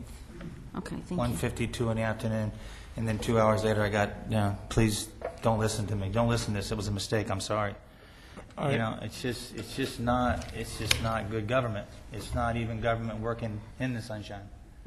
So Could, just before the lawyer speaks, can we ask, is it a public record when we want to find out through IT to pull that email? Because I do IT, so I understand backups and emails and glitches. And if that email was sent in the past, when you look up, when you go to your archives and you pull up and you just highlight and do a search on that email with that domain, it would be able to come up, and it would be the exact same email, and it would be sent. It would say the time and date when it was sent, and then if it's sent again as a glitch, then it's going to be the same time, date, and everything. But if it's new information, so in other words, if I sent it today, it has a timestamp on it. It has a timestamp, when it was sent. I mean, it goes detailed enough to say where it came from, and then I'm also going to ask, if on a public record, and I'll say it here so we could be transparent, if we found out that was it was sent or requested, through email as well, if there's any corresponding email that happened, because I didn't get that email. I didn't get that email. And the mayor got it, but if it was a glitch that was sent to mayor and council, which he did say it was, then mayor and council should have got it. And I never recall getting that. Now, I did recall getting an email like that the last time Councilman Burgess, and for the record, I'll say there was an issue last time when someone else was let go, that same kind of request was requested by some type of company. Is it?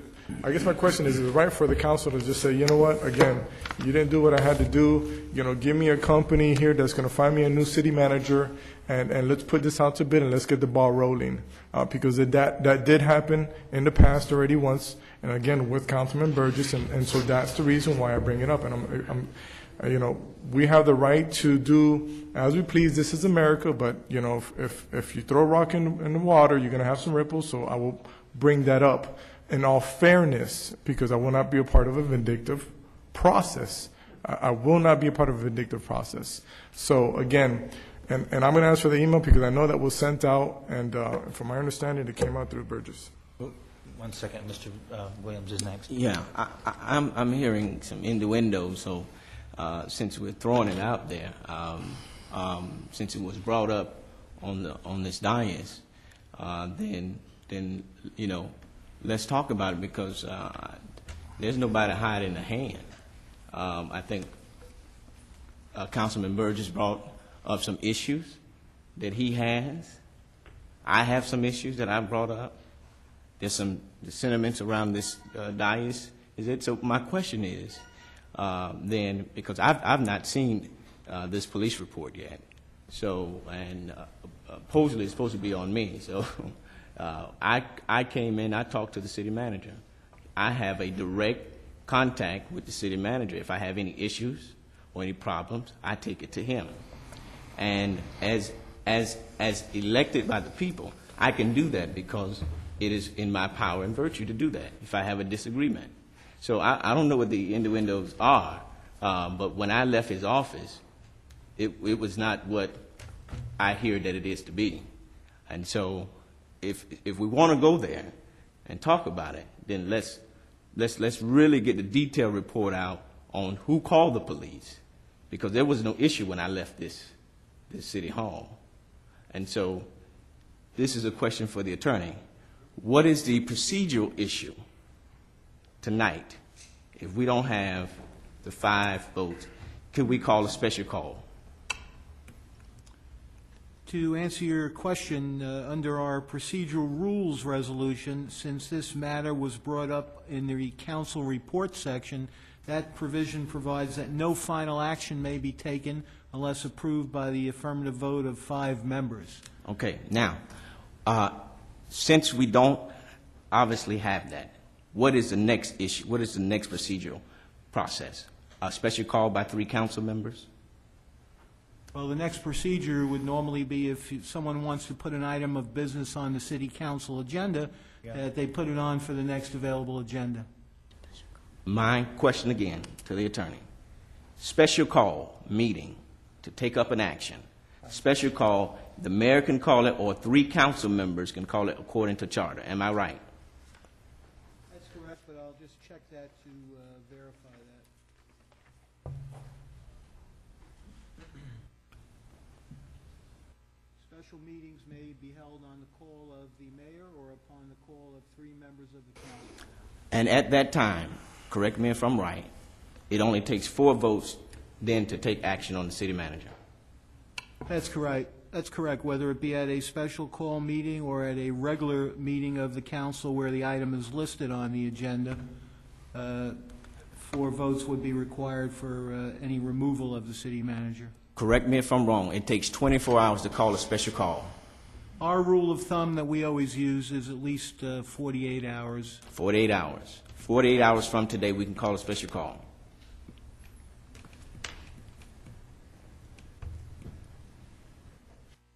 Are you through? No, I'm waiting back from the city attorney. Correct, right. Okay. In that case, there's no vindictiveness here.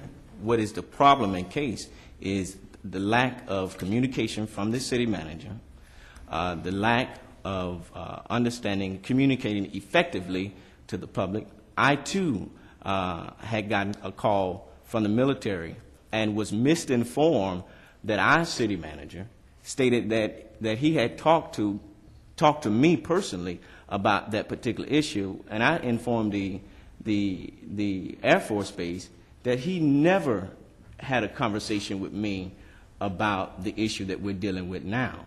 He gives off the impression that he speaks for the council, and he doesn't speak for me. And so this is not a vindictive move.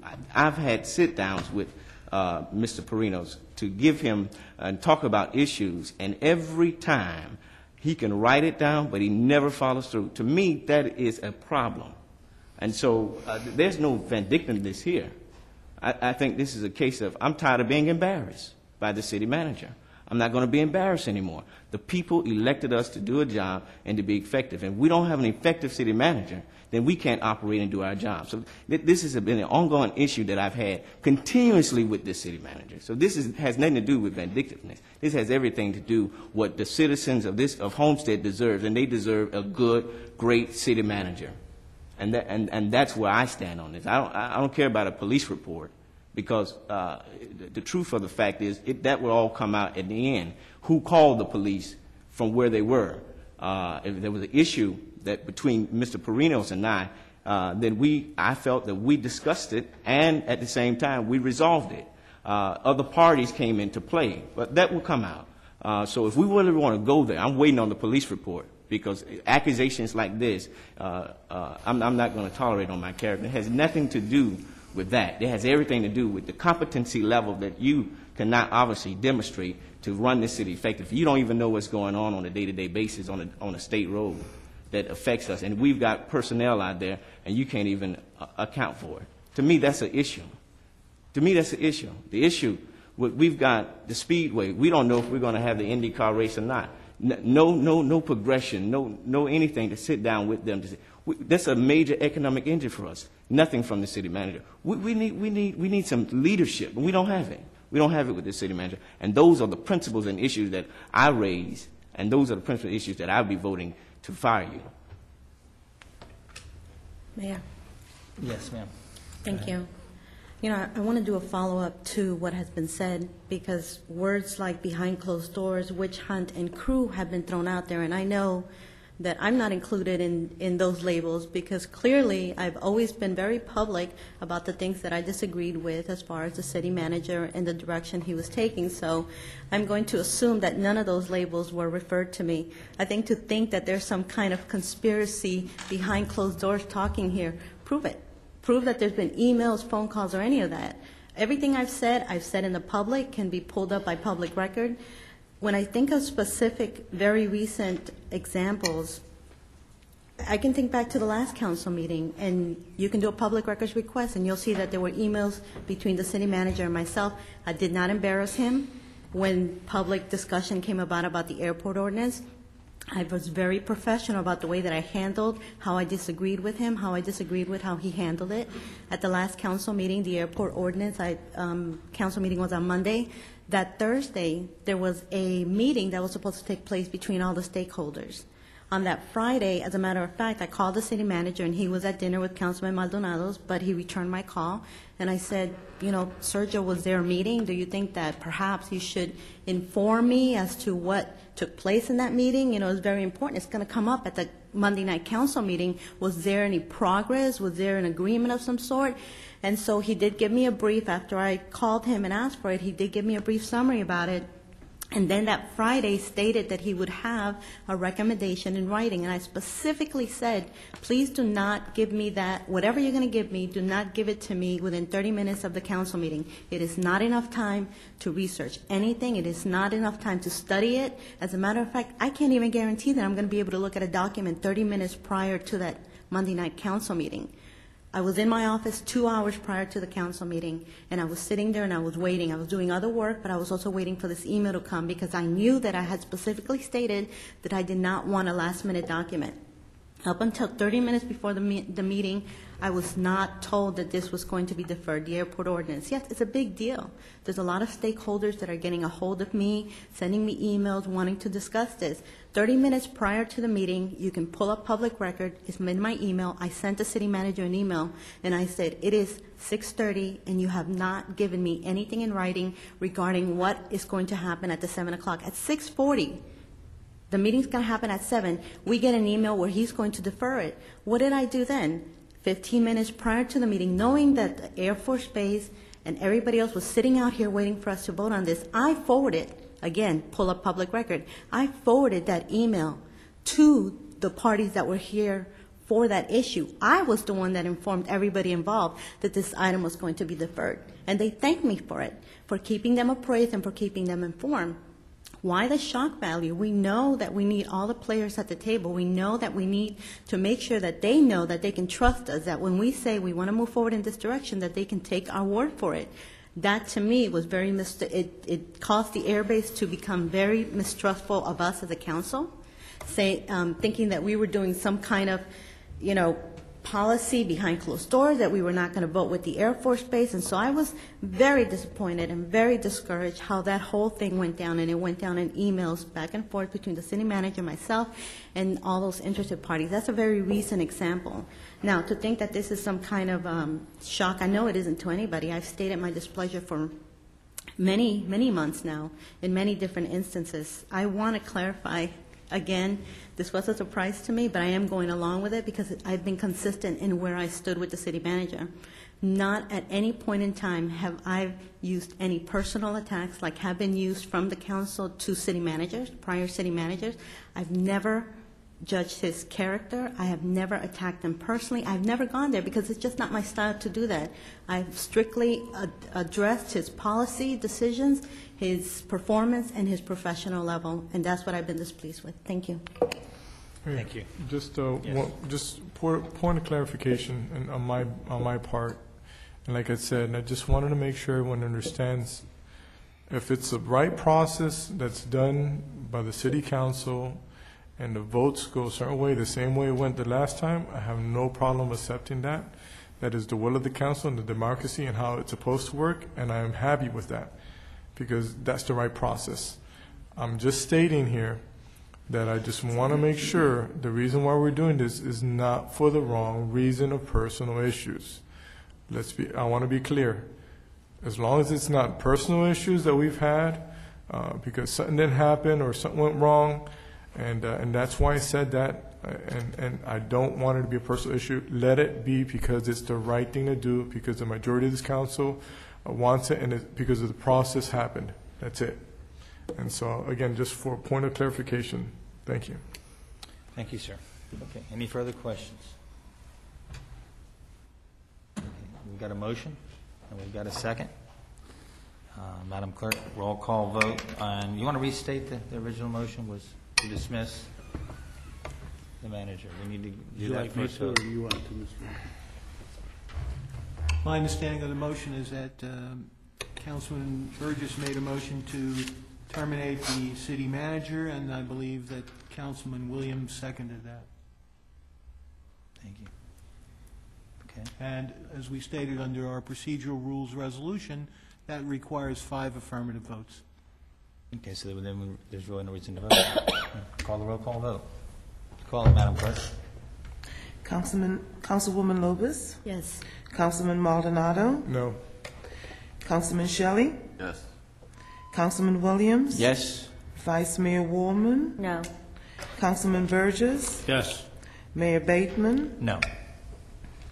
The motion carries. No. No, it fails. doesn't carry. It takes. It has to be 5-2. Oh, I'm sorry. Takes 5 minutes. Since I guess we're still under my time, since I haven't relinquished it yet, There you go. Go ahead. I would like to call a special call meeting for the second, or for the Tuesday after Labor Day, since some of us are attending a conference this week, and I will be traveling with my other job the following week to discuss this issue of the city manager. Okay, that's a motion. That's my motion. Okay, we need a second. Second. Okay.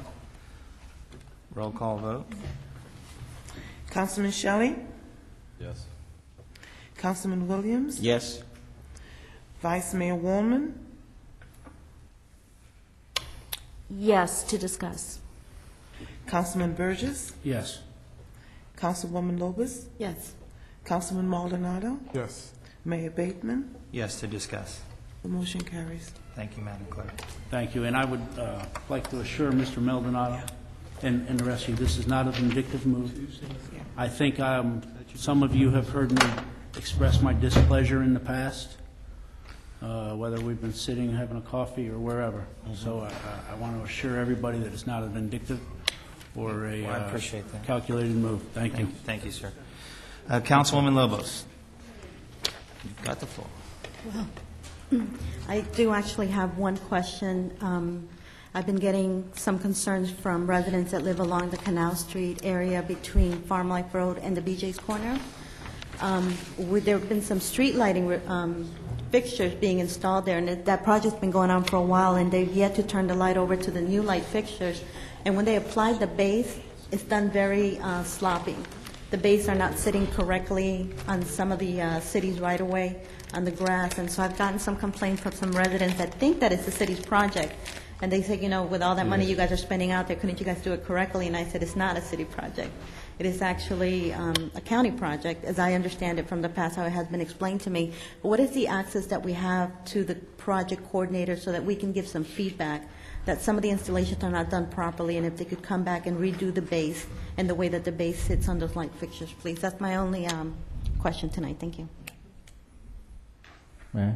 Sure, please. We are currently working with them to get them all straightened out. There were several of them that were stolen. We, ever since, changed the location of the bases. But we're currently working, and hopefully I'll bring back a report as to what the estimated day of completion will be. So, I'm sorry, the county has been responsive to fixing the bases? Yes. Okay, thank you. Okay, through? Yes? Okay, Mr. Mulroney. Thank you, Mayor. August 26th, we are trying to have our meeting August 26th because we usually have it this Thursday coming up, but we're going to be away.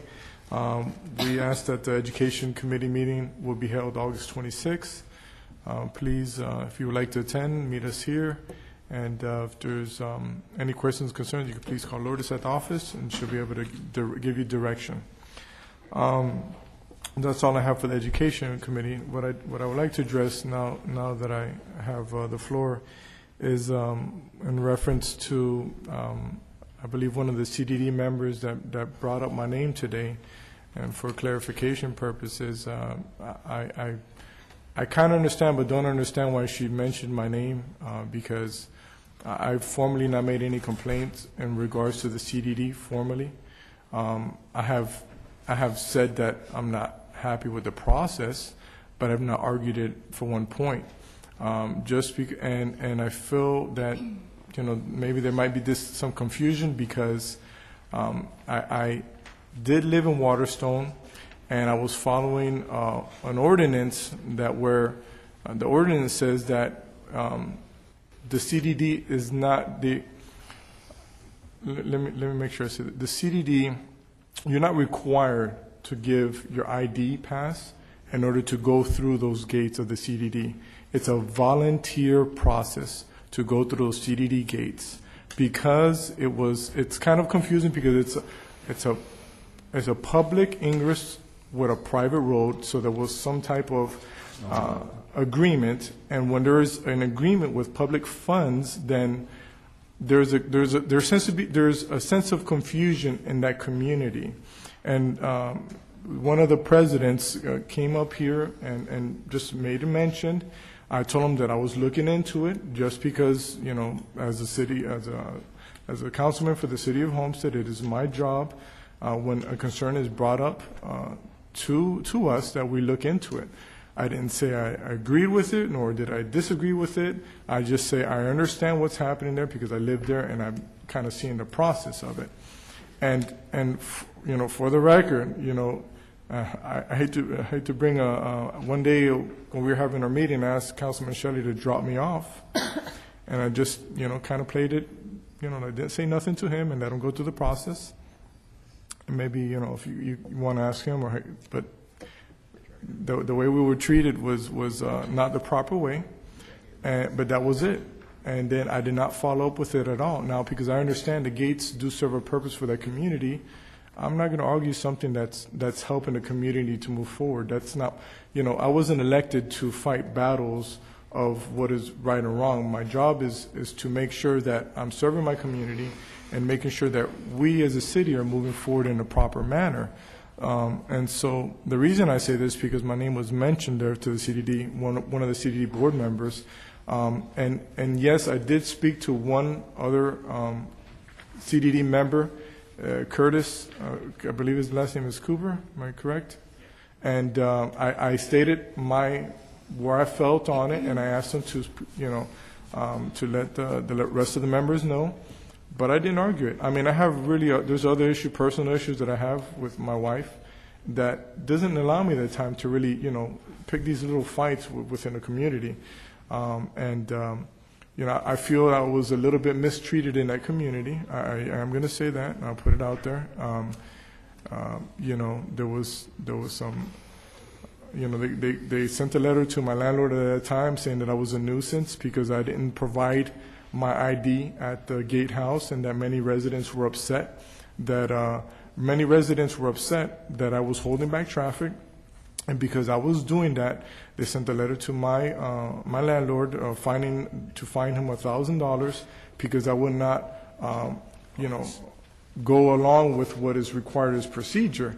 And that was my argument. Now, what is the proper procedure there? And again, we discussed it with the city lawyers, but we did not. I didn't go into it. I didn't want to discuss it. I didn't feel like, you know, that's not the right fight, you know, not the right battle to fight. You know, it makes no sense.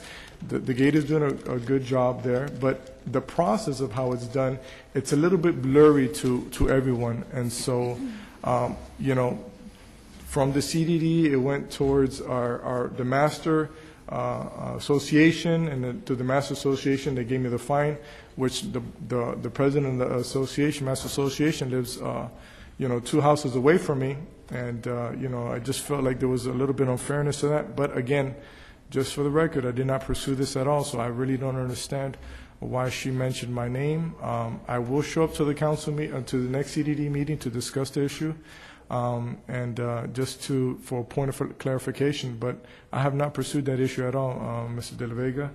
I just want to let you know that right here, right now, there's no reason for me to be, brought up in the sense of I have not pursued this issue at all. I did never, and I will say it now, I never did give my ID when I got up to the gate because it's a volunteer process. You don't have to give your ID up at that gate. It's a volunteer process. The ordinance says that, and so I had the right to not give it. And so whenever they asked me for my ID, I said, I wish not to volunteer it. And, after a while, had some rapport with the people there. And but it wasn't a big issue. They let me through. It went by. I didn't fight or nothing. So, again, just for the record, because my name was brought up today, I had to give a little bit of my side of the story. And if anyone wants to discuss it with me, please, by all means. Other than that. Thank you, Councilman. Thank you. Councilman Shelley? No, I'm fine with that. Okay. Vice Mayor Wilson? Well, I have a lot of things that I was going to talk about tonight, but I'm not. But I will tell you this, it's that time of year again. For the last many years, I've been doing a kindness award that's been given out to someone in the community who has shown a random act of kindness. And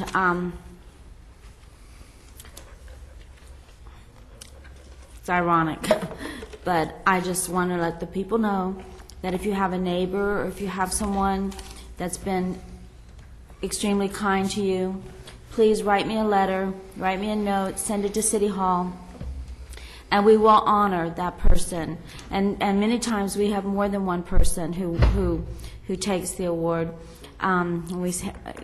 We have several people in our city who, Ms. Powell over there, I mean, we have a lot of people who have received the award. So it is the time that we think about being kind to one another, and it's the time that you need to search into your soul and search into your heart. And remember, somebody, it could be just the smallest little gesture as somebody taking your garbage out or calling to see how you're feeling that day. It could be the smallest thing. We've even given an award to a lady who is a nurse at the hospital, and this has been several years ago, and her coworker, she was an Irish, from Irish descent, and her coworker was African American, and he needed a kidney, and her kidney matched, and she gave him her kidney. So keep that in mind and write your notes and please send them in. And we'll probably be announcing this in October. So thank you very much. Thank you, Vice Mayor. I want to announce for Chelsea Washington. She is, may I get a close-up of this? She is Miss Black Homestead, Talented Teen, USA 2011. She'll be representing Homestead when she runs for the Miss Black Florida Talented Teen 2010 in September. This is our Miss Homestead right here, so I want to show a beautiful picture that she took with this old man. But anyway, she's a beautiful young lady. She attends Miami-Dade Junior College, and we need to get out there and support her. Thank you very much. I'm not going to take any longer because we've gone till 10:10 at night here, and it's been a rough meeting. And I appreciate your attendance and you hanging in here to the end. Thank you very much. Motion to adjourn? I move to adjourn. Okay, thank you. All in favor?